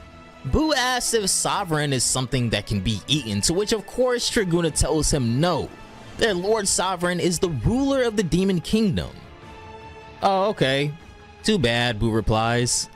Superior to the primary race of this world, of course, Triguna begins, which are both Indian and artificial beings. We nobles of the demon realm come from the same fruit trees as the Supreme Kais. I think you've dealt with them before. Majin Buu does have his own storied history with the Supreme Kais, of course.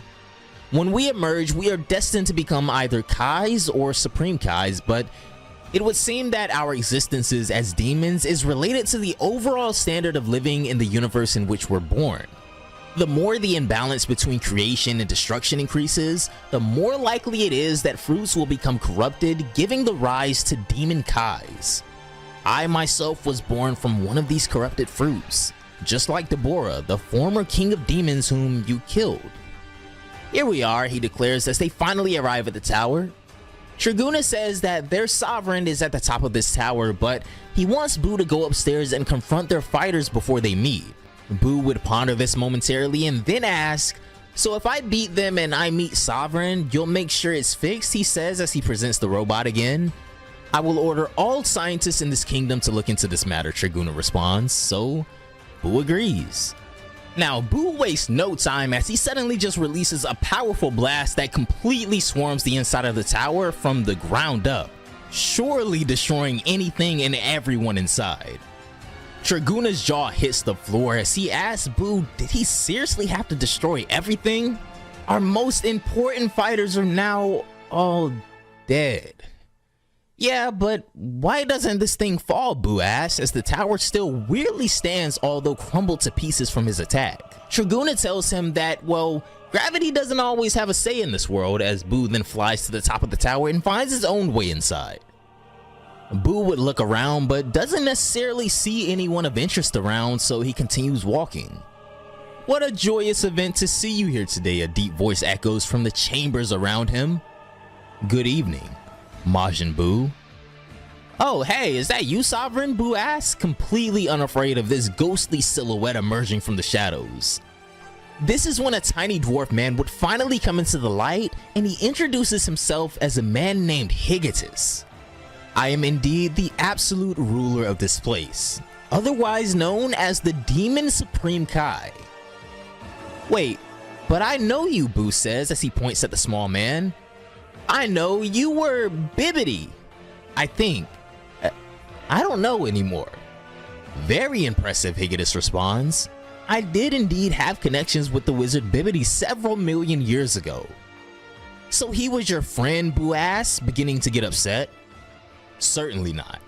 Bibbidi was a selfish wizard seeking control over the entire world. He simply realized that there was some sort of unhealthy singularity in the depths of the universe. The embodiment of evil that seemed to take shape, but you were at that moment, it would seem, only a concept that fed on all of the bad energy around. My mission was to get you back and bring you here while he would bring to life the concept that you were. It all happened exactly as he had planned, and once you'd come to life, you, Majin Buu, who, by the way, doesn't look at all like what I observed at that time, you exploded with rage and destroyed like 80% of this place, so Bibbidi took that opportunity to leave with you. And as if that wasn't enough, it was his alter ego Bobbidi who had the nerve to come back here and force corruption upon Dabura. So no, believe me or not, Bibbidi was anything but a friend to me. As Higatus finishes his speech, he notices that Boo wasn't really paying all that much attention to him anyway, as he still has some snacks to eat. Triguna would kneel before Higatus, apologizing for Majin Buu's behavior, for lack of better words. This is when he turns again to Majin Buu and says, look, what I'm getting at is that now that you're here and with the war on the horizon, I want you to be our hound, our ultimate weapon. So what do you say, big guy? He asks. Boo would rise back up to his feet again and then produce the robot once more to them, saying that if they fix this so he can talk to Hercule, then he has no problem helping them. Triguna would take the robot down to the labs as Higatus tells Boo that he even once knew the progenitor of these angels who sit atop everything, the mother of the angels, Kansei. And he's about 100% sure that she'll want to enlist them and all of the other demon realms of the universes, so they'd like his help to have a consistent defense in case. Again, Boo, you looked much more dangerous than your past form, but I think I know just what to exploit in you to enable you to become even stronger, he finishes. I think you're aware of your special ability, correct? The absorption technique. Back on planet Frost, we hop right on over to Universe 6 again as we see Frost trying to escape his accountability. He would come across his first inhabitant of the planet up close as he tries to make a run for it, and funnily enough, the guy weirdly resembles Hit, which kinda scares him, and me too. Hit would sit upon a cliffside somewhere in the distance, observing to see just what Frost is gonna choose. This is when he's approached by someone else who appears behind him saying, so, here he is at last. And you're sure this guy is capable of doing anything, she asks? Hit responds that no one can ever be sure of anything, but I'm pretty relaxed about it. Hit, we called on you because we're more or less certain that your reputation precedes you, but to bring in this man who has done us so much harm, I don't see how he can save us. We're talking about a solar flare so powerful that it will reduce all of us to ashes in a few seconds, she finishes, to which Hit just tells her to have faith. Screw it, Frost says to himself. I just gotta get out of here and head straight for space. If that stupid Hitman won't teach me anything, then I guess I'll just take revenge on my own. Too bad. Frost would launch himself into the sky as he heads for the planet's outer atmosphere, but all of a sudden, a hidden jab pierces him in the torso. In the distance, we can see that Hit has fired a warning shot at Frost, letting him know that he's still watching. I warned you, Frost, he declares. I only aimed at your kidney. Next time, it'll be your heart. I see you. I'll follow you. No matter what you try to do to get away, I will stop you. Understand? Scum, Frost utters. This man looked like you. Where the hell am I? All of a sudden, every soul in existence would freeze. A blood-curdling roar so thunderous echoes through the cosmos that both Frost and Hit are frozen to the bone from the intensity. This is so terrifyingly beautiful. So much emotion in one scene. A monstrous wave of energy could be seen traveling through the whole of Universe 6, and it is absolutely no secret where or who this originates from. No creature in this entire universe, when touched by such energy, escapes the all-consuming fear that plunges them into an abyss of unfathomable anguish. And in the blink of an eye, in the next panel, Broly's soul is damn near leaving his body with the amount of rage pouring, just erupting out of him. And wow, I just really gotta take a minute and just say great job to Poison Labo, bro. Your art is otherworldly. Over on planet Sadala, the rage of a Saiyan echoes with a deafening roar to the heart of every single life form, even light years away from that single spot, as something unequivocally dangerous has already spawned before the war has even begun. That's it, keep going, a badly beaten up Doula would exclaim as Broly's anger seems to literally burst from his skin.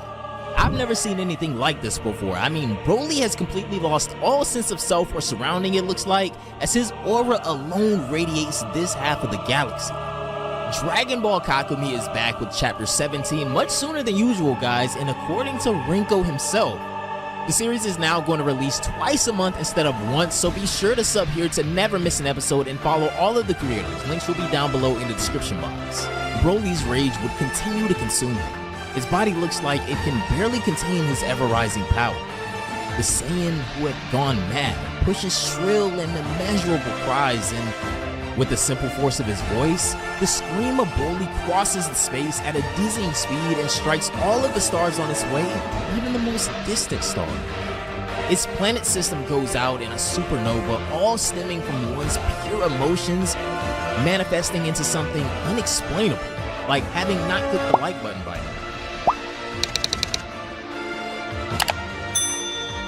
This is unthinkable, King Sadala says, as he can only look on in horror at the sheer terror of what a simple roar from an enraged Broly resulted in for the rest of the galaxy. The sky. These hundreds of lights are caused by screams of Broly, he goes on. They aren't simple explosions either. They're supernovas, but at the sight of what was happening to Broly, a piercing flashback would intrude his memories. No. I can't afford to daydream here, he says, snapping out of it. I have to pull myself together. As Chile's lifeless body falls from the sky, King Sadala flies off to catch her and then alerts Admiral Fennel. Recover the girl and bring her expressly towards the Tuffle lab, he shouts. Perhaps it's not too late. Understood, she replies. Another Saiyan soldier named Parsa would call out to her and offer to come with. She asks if he'll be able to keep up, and upon confirming, she transforms into a Super Saiyan, tells Nemo to hop on her back, and then the four of them fly off. This is when King Sadala would turn his attention back to Broly and be both amazed and alarmed at the kind of man he had become. His face was literally tearing apart from the pure rage coursing through him, the heat of his own aggression singeing his body to a crisp. Worldbreaker Broly looked like he was seconds away from exploding like a star in the distant solar system. What happened to him, Doula asks. Why doesn't this big guy move anymore? You have absolutely no idea of the seriousness of your act, Vegeta shouts desperately, knowing what's to come. However, Amaran would quickly remind him where his attention should be lying after piercing him through the shoulder with his sight.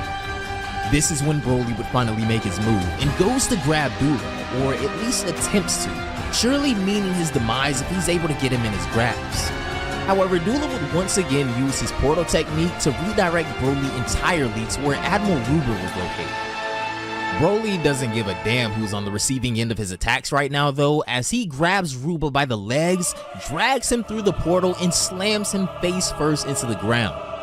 Broly would then continue his onslaught in a blind rage by grabbing the already unconscious Ruba by the face and throwing him into the air. Broly would then prepare a mouth beam of enormous proportions, firing wildly.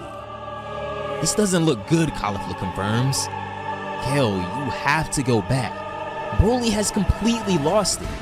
You're the only one that understands what's going on in this state. And you? Will you be okay? She responds to her in Cabba. Caulifla assures her, though, that this underestimation is unnecessary, with Cabba confirming that they'll settle accounts with the cowards who caused this and then meet back with her as soon as possible. They all wish each other good luck as they all transform into Super Saiyan and then head their separate ways. As Kale flies back towards the center of the chaos, she passes by Chile being escorted to safety by Admiral Fennel, and I think she maybe realizes something here but hurries as fast as she can. Even further, Broly's mouth beam is about to decimate Ruba, but he's conveniently saved by Admiral Lyric as Dula looks on watching. Skunk, the king would utter as he looks up at Dula. You knew he wouldn't just attack you, right? Dula would just shrug, but this type of anger was undoubtedly deadly to everyone here. The sin Dula had committed, though, is unforgivable. King Sadala would ready himself for battle, but as he looks down and sees his men in a scramble, he tells Dula that he absolutely will not let him get away with this. And? What do I care, huh? You two-bit king, Dula replies. I don't take orders from anyone except the venerable heir, who is, by the way, taking care of your biggest asset right now, he says, as we see Amaran with his chain sickle wrapped around Vegeta's throat. Stop procrastinating and get over here, the king will reply. Dula would oblige his threat and begin creating a plethora of portals around him. Magma would then begin seeping and being transferred over from the portals Dula created, manipulating the landscape around him. King Sadala still refused to back down, however. The rest of the Saiyans would mobilize and do the best they can to buy time for King Sadala, holding off Broly as long as possible. Come on, let's protect Planet Sadala as we always have, they roar. They would approach Broly, who still embodied the flames of rage completely, and begin falling before him with relative ease. Broly would grab them by their limbs, throw them around, tanks all of their energy attacks even at point-blank range. This mammoth, this beast of a man was no longer in control. The uncontrollable emotions and bloodlust had won, and on this day, because of Dula, Broly could be the very cause of the extermination of the Saiyans of Universe 6. What the hell are you all doing? Admiral Lyric shouts as Broly's aura begins to release a smokish-like texture. Keep your distance! But it was too late. Broly's rage would reach a boiling point akin to an atomic bomb.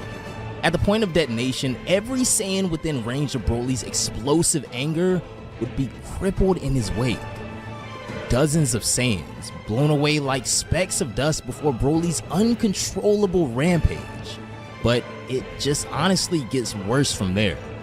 Broly would grab one Saiyan by the head and, well, I've seen balloons be harder to pop than that. This is the apex Saiyan right now, running wild.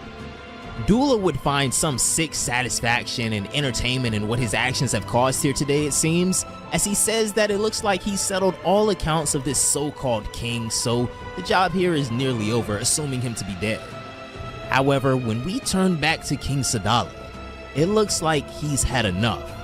The king has finally stepped forward and is prepared to lay down his very life to quell the chaos these unwanted visitors have bestowed upon them. You fool, he says to Dula as he stands there, completely unfazed somehow by the magma falling all around him and over his body. I've been through hell and back. I haven't been afraid of the heat for a long time now, he says, with Dula finally seeming to realize that he hasn't stumbled across any ordinary Saiyans on this day. And I don't think Broly will stop at anything until everything around him is destroyed. Twice a month, absolutely fire, but I swear to you, this new schedule for Dragon Ball Kakumei, it sneaks up on you. Like, even right now, this isn't my usual video attire. I'm supposed to be at the gym. In the previous chapter, we saw Berserker Broly continuing his rampage against pretty much everyone in Universe 6 at this point after the death of Chile at the hands of Dula. Eventually, his Universe 6 counterpart, Kale, would arrive on the scene, but even after a short moment of intimacy between their two psyches, Not even she was able to calm this man down. That's a committed nigga right there. I mean, me personally, I've never seen a Super Saiyan cheat on their girl. I don't know about you. But at the very least, it looks like King Sadala himself is finally ready to join the battle and fight alongside his Saiyan brethren.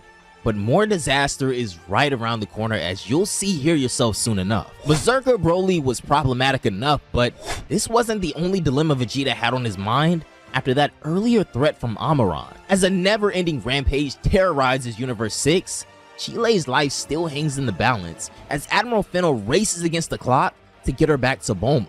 So I see a ton of you guys caught up and are coming back from our 3-hour-long Kakumei video a lot, so I want to remind you guys to support the official creators of Dragon Ball Kakumei by following all of them. All of their links will be down below in the description box and pinned in the comments. And while you're at it, you might as well hit the like button too. It takes like an extra half second, but without further ado, let's hop right into Dragon Ball Kakumei Chapter 19. Admiral Fennel along with Nemo are moving as fast as they can towards the others stationed back at the Tuffle factory in Universe 6. Chile is still barely clinging to life after that sneak attack from Dula that sent Broly spiraling into a rampage, but soon enough, they would arrive at their destination. Admiral Fennel, Cabba remarks as he notices them rushing in the front door. Chile, what happened? Be careful, Fennel replies. She is in an extremely unstable state. Doctors, you have to do something. This is when Bulma bursts into the room asking what on earth happened to Chile. One of those demons really wanted to enrage Broly and, well, he succeeded unfortunately, Fennel says as she places Chile on a table nearby. They then get straight to work on getting Chile back into stable condition. Later on, however, it doesn't seem like she's improved too much. She's in critical condition, Bulma says, but she is still with us. Let's be optimistic at least. We didn't see this coming at all, Fennel replies. That monster got what he wanted, and here we are in this situation.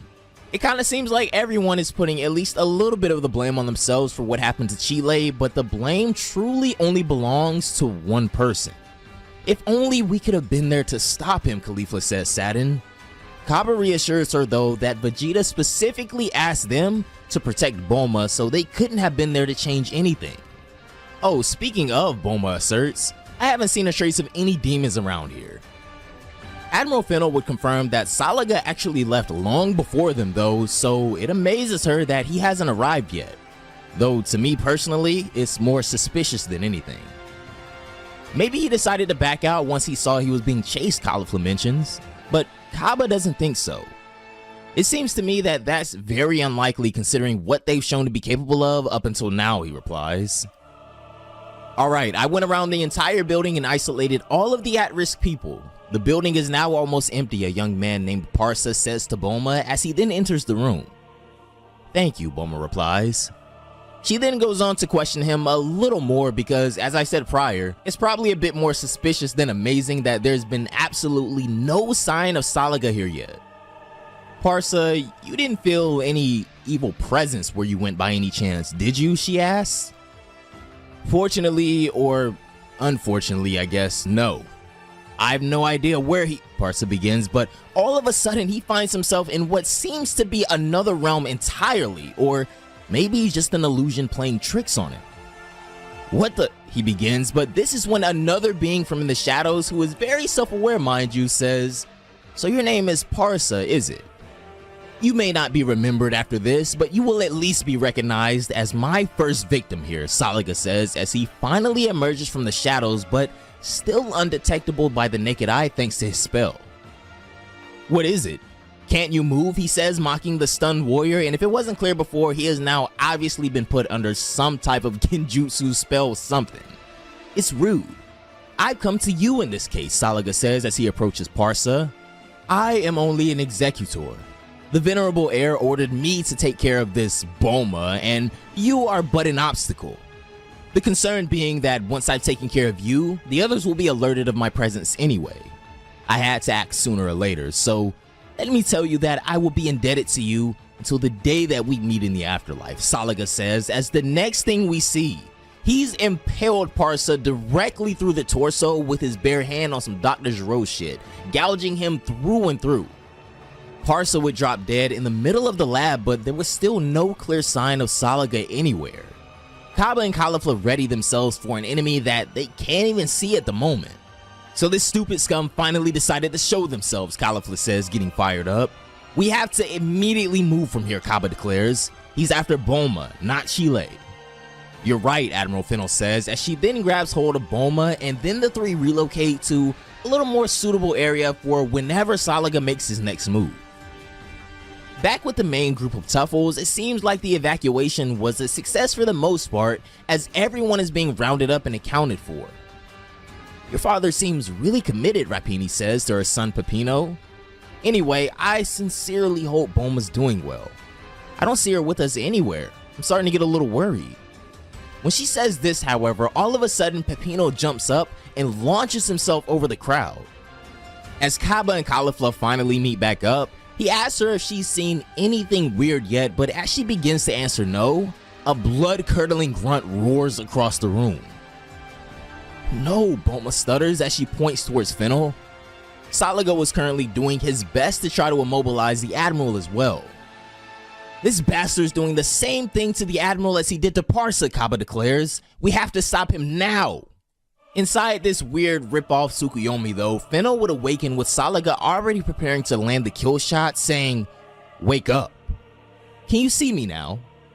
Good, you'll be my second victim. Congratulations," he says, as he gets ready to stab her straight through the torso as well until Caulifla would land a decisive punch to the Admiral that snaps her out of this paralyzing spell.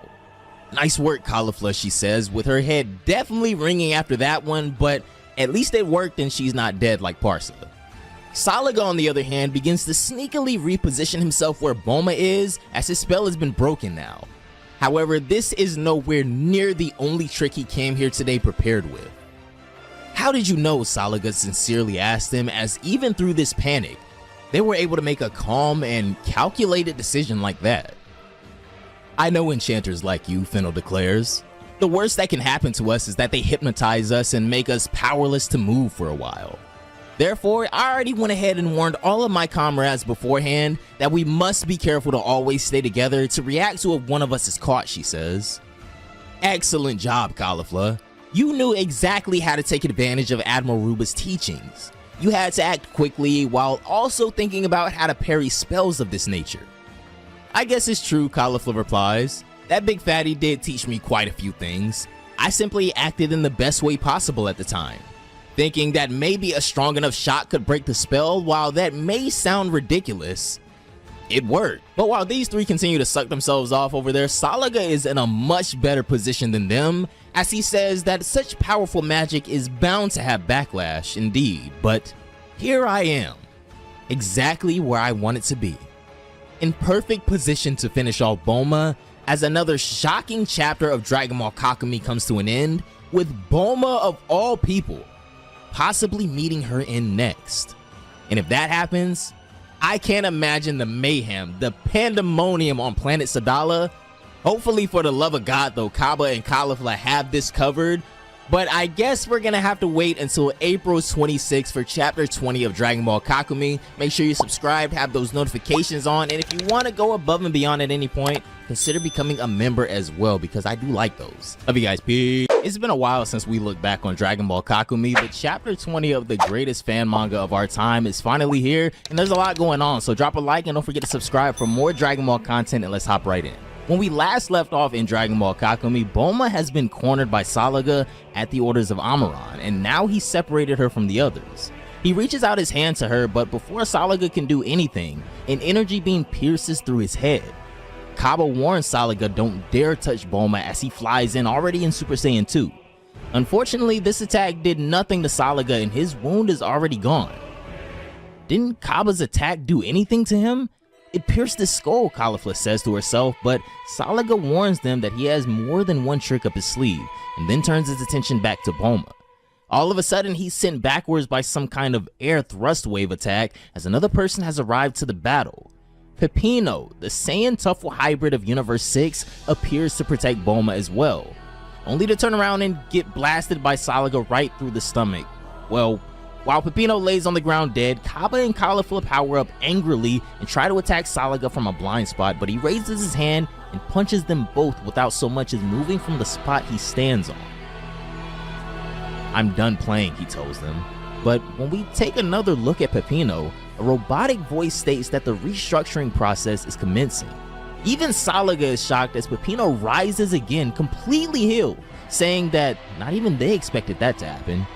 Being near death has brought Pipino to a new level of strength.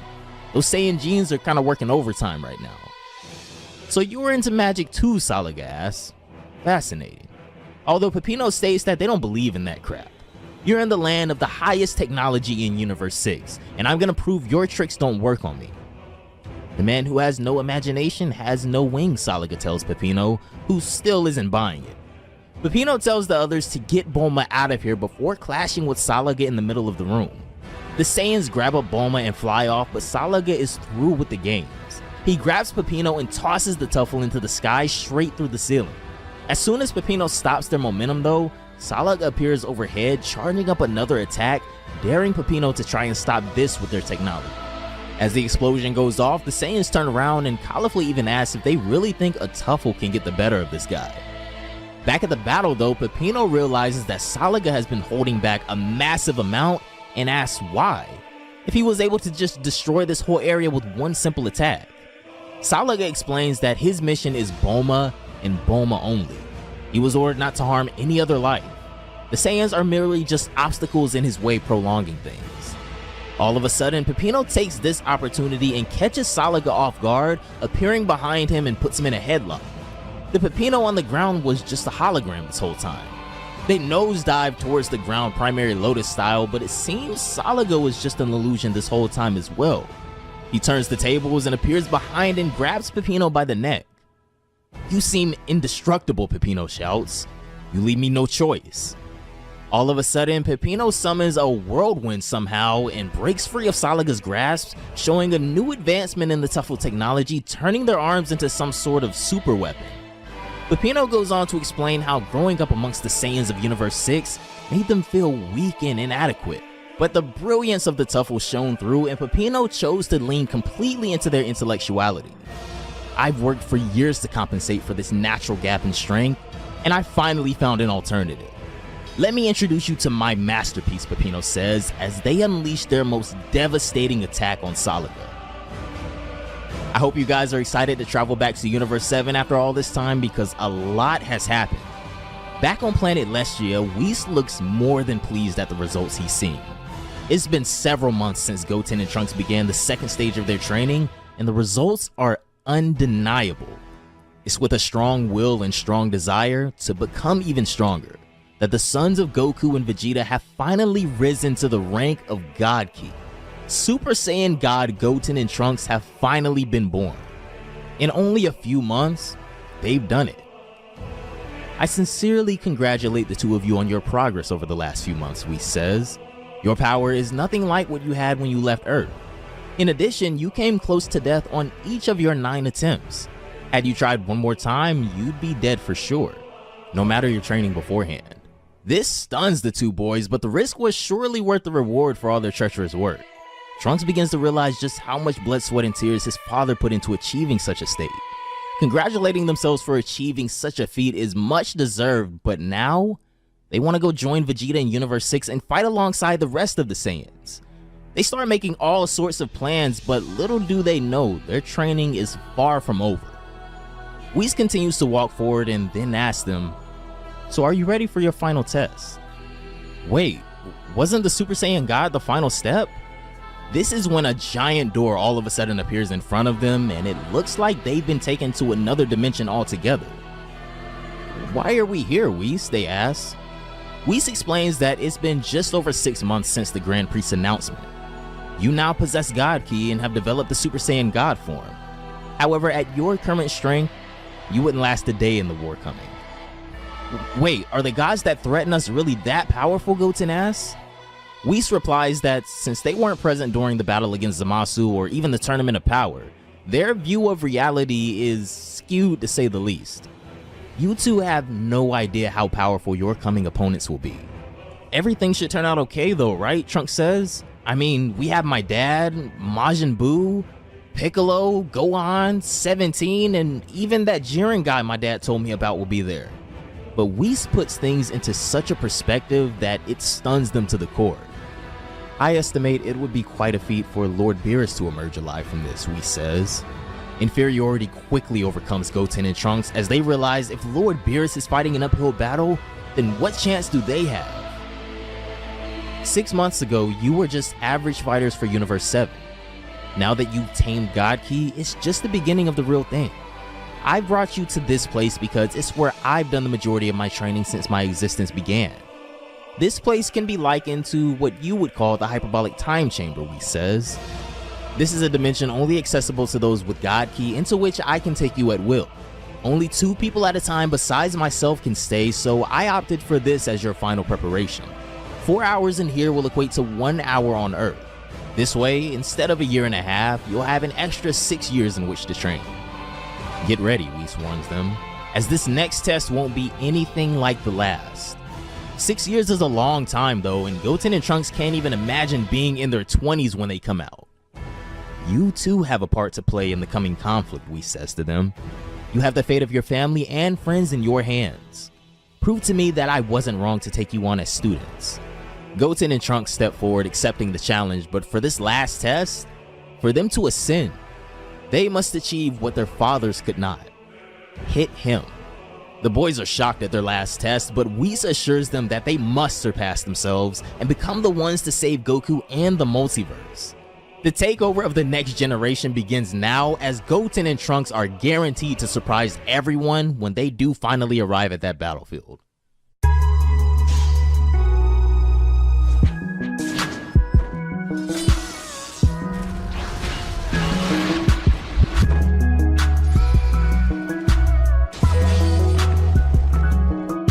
Kakumei is finally back after a pretty long hiatus, but we're picking up right where we left off, and you aren't going to want to miss this one, so be sure to leave a like on the video, share the video, and subscribe for more. And if you guys want to support the original creators of Dragon Ball Kakumei, all of those guys' links will be down below in the description and in the pinned comment.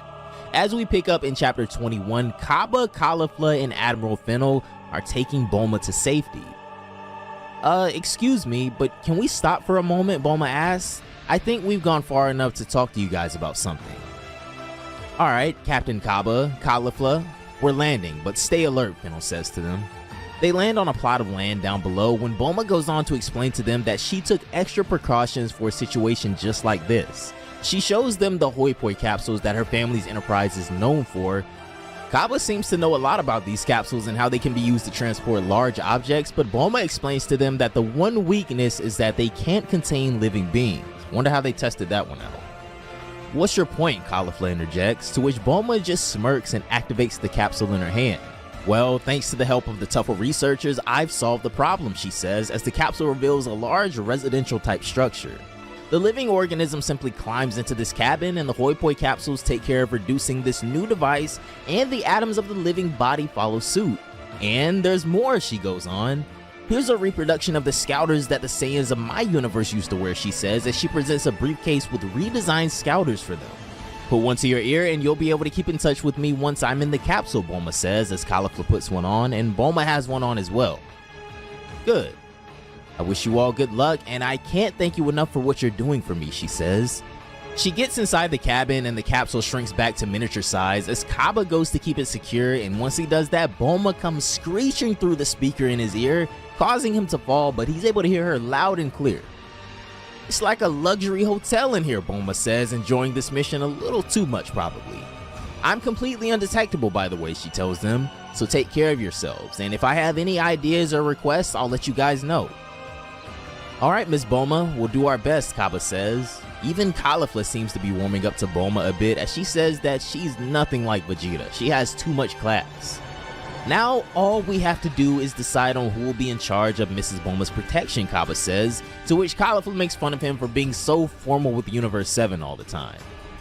Your beanpole skills suit you perfectly, my little Cabba, so we'll leave you in charge of her protection, and if you succeed, at least you'll be able to rise in your idol's esteem. You sure know how to talk to me, Cabba replies. Well, what she's trying to say, Admiral Fennel interjects, is that she has full confidence in you and thinks you're the best person while protecting your own. She doesn't put it like that, but she likes you. Mind your business, Caulifla says while blushing. Cabba proposes that he, Kel, and Caulifla all get back to training together once this is all over, and as they prepare to set out, Caulifla tells Cabba that he better not die, and likewise to her from him. I'll get Bulma to safety. For the rest, I'm counting on you, he says to her. And this is when Bulma cuts in again though and tells them that the whole reason for her traveling like this is so they don't have to worry about her safety. She tells Cabba to go all out, and if anything still happens to her even while she's in this miniature form, then that's just the way it goes. Well, Cabba, the girls ask him, now what will you do? That means I can't afford to make mistakes, Cabba says, getting serious now. He and Caulifla transform into Super Saiyan 2 before setting off. Back at the battle between Vegeta and Amaran, Amaran is analyzing Vegeta very carefully and makes an acute observation. You have more strength than you're allowed in this blue form, don't you, he asks. Vegeta says nothing. If, unfortunately, I'm wrong, that would be absolutely deplorable. It would be obvious that Bulma couldn't even hope to survive to the end of the day, he says with a hideous smirk. I won't pay any more attention to your pitiful provocations, Moonface, Vegeta says sternly. I know these young people inside out, and I know they won't fail. However, you're a little too prone to opening your big mouth for a god of destruction. Let's let our fists finish this conversation, shall we, he asks. It's at this moment, though, that Vegeta finally realizes something crucial. Bulma. What? What happened? Her ki just disappeared. Why can't I feel it anymore? He thinks to himself, panicking. Vegeta's entire demeanor shifts after this, and his ki becomes malicious as he regrets not being there to protect his wife himself. Oh, I think you noticed the same thing I did, Amaran says with the same hideous smirk. Vegeta is still silent though. Here we are at last, Amaran mocks. Vegeta would charge forth in a fit of absolute rage, completely riled by the apparent death of Bulma, but Amaran is honestly enjoying the fight at this moment, as he even stated he wishes it could last forever. Large quantities of ki are being extinguished all over the world, King Sadala says as he faces off against Dula still. First my soldiers in Broly's attack, then Parsa, and now Vegeta's wife, he says, clenching his fist. Then the cleaning is effective, Dula responds. I should have joined the fight as soon as you set foot on our land, King Sadala says. By refusing to act quickly, I condemned children, citizens, and soldiers of Sadala to death. Those are some pretty big words for someone who hasn't managed to touch me once, Dula says, laughing. All of a sudden, a few more of his teeth managed to get knocked out, so right now he isn't working with much. King Sadala lands another vicious blow to the gut, causing Dula to curse him, but when he looks up, King Sadala is holding what appears to be a battle axe formulated from ki, holding it over his head like Thor's hammer, and in one simple swing, he severs Dula's arm. Dula begins to panic, looking for some way out of this, but King Sadala is already preparing to wipe him from existence with this next attack, so he asks, if you demons live so peacefully in darkness, then why do you take such pleasure in feasting upon our light? Nothing we can do about it. It's just the way we are, Dula responds. Us demons, born from chaos. All of a sudden, Dula's severed arm comes bursting through the torso of King Sadala as he wonders just how can this be? Was there a portal he wasn't aware of? King Sadala is no pushover though. He summons a monstrous amount of energy in his hand and places it to his torso where that wound is located. What? Doesn't this guy feel pain? Dula says, shocked as King Sadala is barely struggling to move with an entire hole through his body right now. As he finishes, it seems like the hole has been shut and healed for the most part, as King Sadala definitely expended a lot of power to do such a thing, but he's honestly been holding back this entire battle as he lets Dula know that now the time has come. King Sadala's energy starts spiking to enormous proportions, and before Dula knows it, King Sadala would finally reveal his very own Super Saiyan form. Back at the fight between Pipino and Salaga, Pipino seems to be landing some pretty solid attacks on his opponent after revealing his secret technique. How can you do so much damage when I feel almost no threatening ki from you, Salaga asks. Damn Saiyan. You're wrong. I'm neither a Saiyan nor a Tuffle. I'm just a child from planet Sadala. Salaga is no longer amused at this response though. The time for words has long passed, he says. Pipino readies their next attack, but Salaga pierces them straight through the stomach, ending this battle instantly. However, Salaga isn't the only one who has a few tricks up their sleeves. Pipino would appear behind Salaga again all of a sudden and delivers a drive impact directly to his back and sends him flying. Another hologram, Salaga says after being planted into a wall. Yet, this one gives off heat, a smell. Exactly what kind of technology is this, he asks. You seem to place a great deal of importance on rationalizing things for a magician, Pipino replies. Oh, I'm sure I'll learn a lot from you, Pipino, Salaga responds with a wicked grin. But you can duplicate yourself as much as you like, he continues. It's your corpse that will end up on the floor. Pipino delivers another vicious attack on Salaga, this time alongside the hologram. I think I finally understood, Salaga says after that last attack. Certainly his technique does me no small amount of damage, but as for all his other physical characteristics, speed, stamina, and even agility are all the same. All I should need to do is, but this is when Pipino interrupts and asks, what have you finally understood? That all this is pointless? My swirling force isn't even up to full speed yet.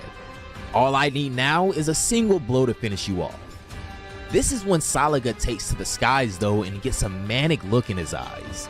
Pipino assumes that this is some sort of retreat, but Salaga begins manifesting a massive attack, and in one fell swoop, Salaga uses this technique to one-shot Pipino, who had no idea what was even hitting him. What was that? Pipino demands as he struggles to get back up. However, his body continues to restructure. Anti-space punch, Salaga replies, or as I like to call this, high-level magic. As you may have gathered already, it consists in being able to hit any obstacle closest to the direction of your shot and no longer takes into account the space between them. The result is an instant impact. So, ready for round 2, he asks, smirking. Salaga then releases a flurry of anti-space punches that send Pipino flying and put humongous strain on his body's restructuring process trying to heal. And now for the highlight of the show, Salaga says as he goes in for the final blow. But all of a sudden, a powerful punch blindsides Salaga and sends him flying. Oh good, you're back. You make my job so much easier, Salaga comments, smiling as Cabba, Caulifla, and Admiral Fennel finally arrive back at the battlefield. You've done more than enough harm. Time to settle this right here and now, Cabba says, as Chapter 21 of Dragon Ball Kakumei finally comes to an end. Dragon Ball Kakumei. It's been a while, but we are finally back with Chapter 22. Last time, if you guys remember, we left off on Bulma giving updated scouters to the Universe 6 Saiyans, and then she herself would hop into one of the capsules she specifically manufactured to hold living beings. This would make sure that she could stay near and communicate with Cabba and Caulifla and Admiral Fennel without being detected.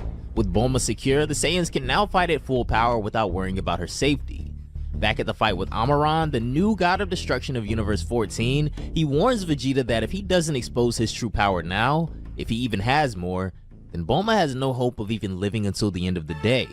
Vegeta assures him, however, that this battle will end in this next clash, but all of a sudden, they both notice it. Bulma's ki has vanished, and without knowledge of the new capsule, Vegeta and Amaran for that matter assume she's finally been killed. This sends Vegeta into an absolute frenzy, which is just what Amaran wanted, but he may have awakened a true beast within Vegeta.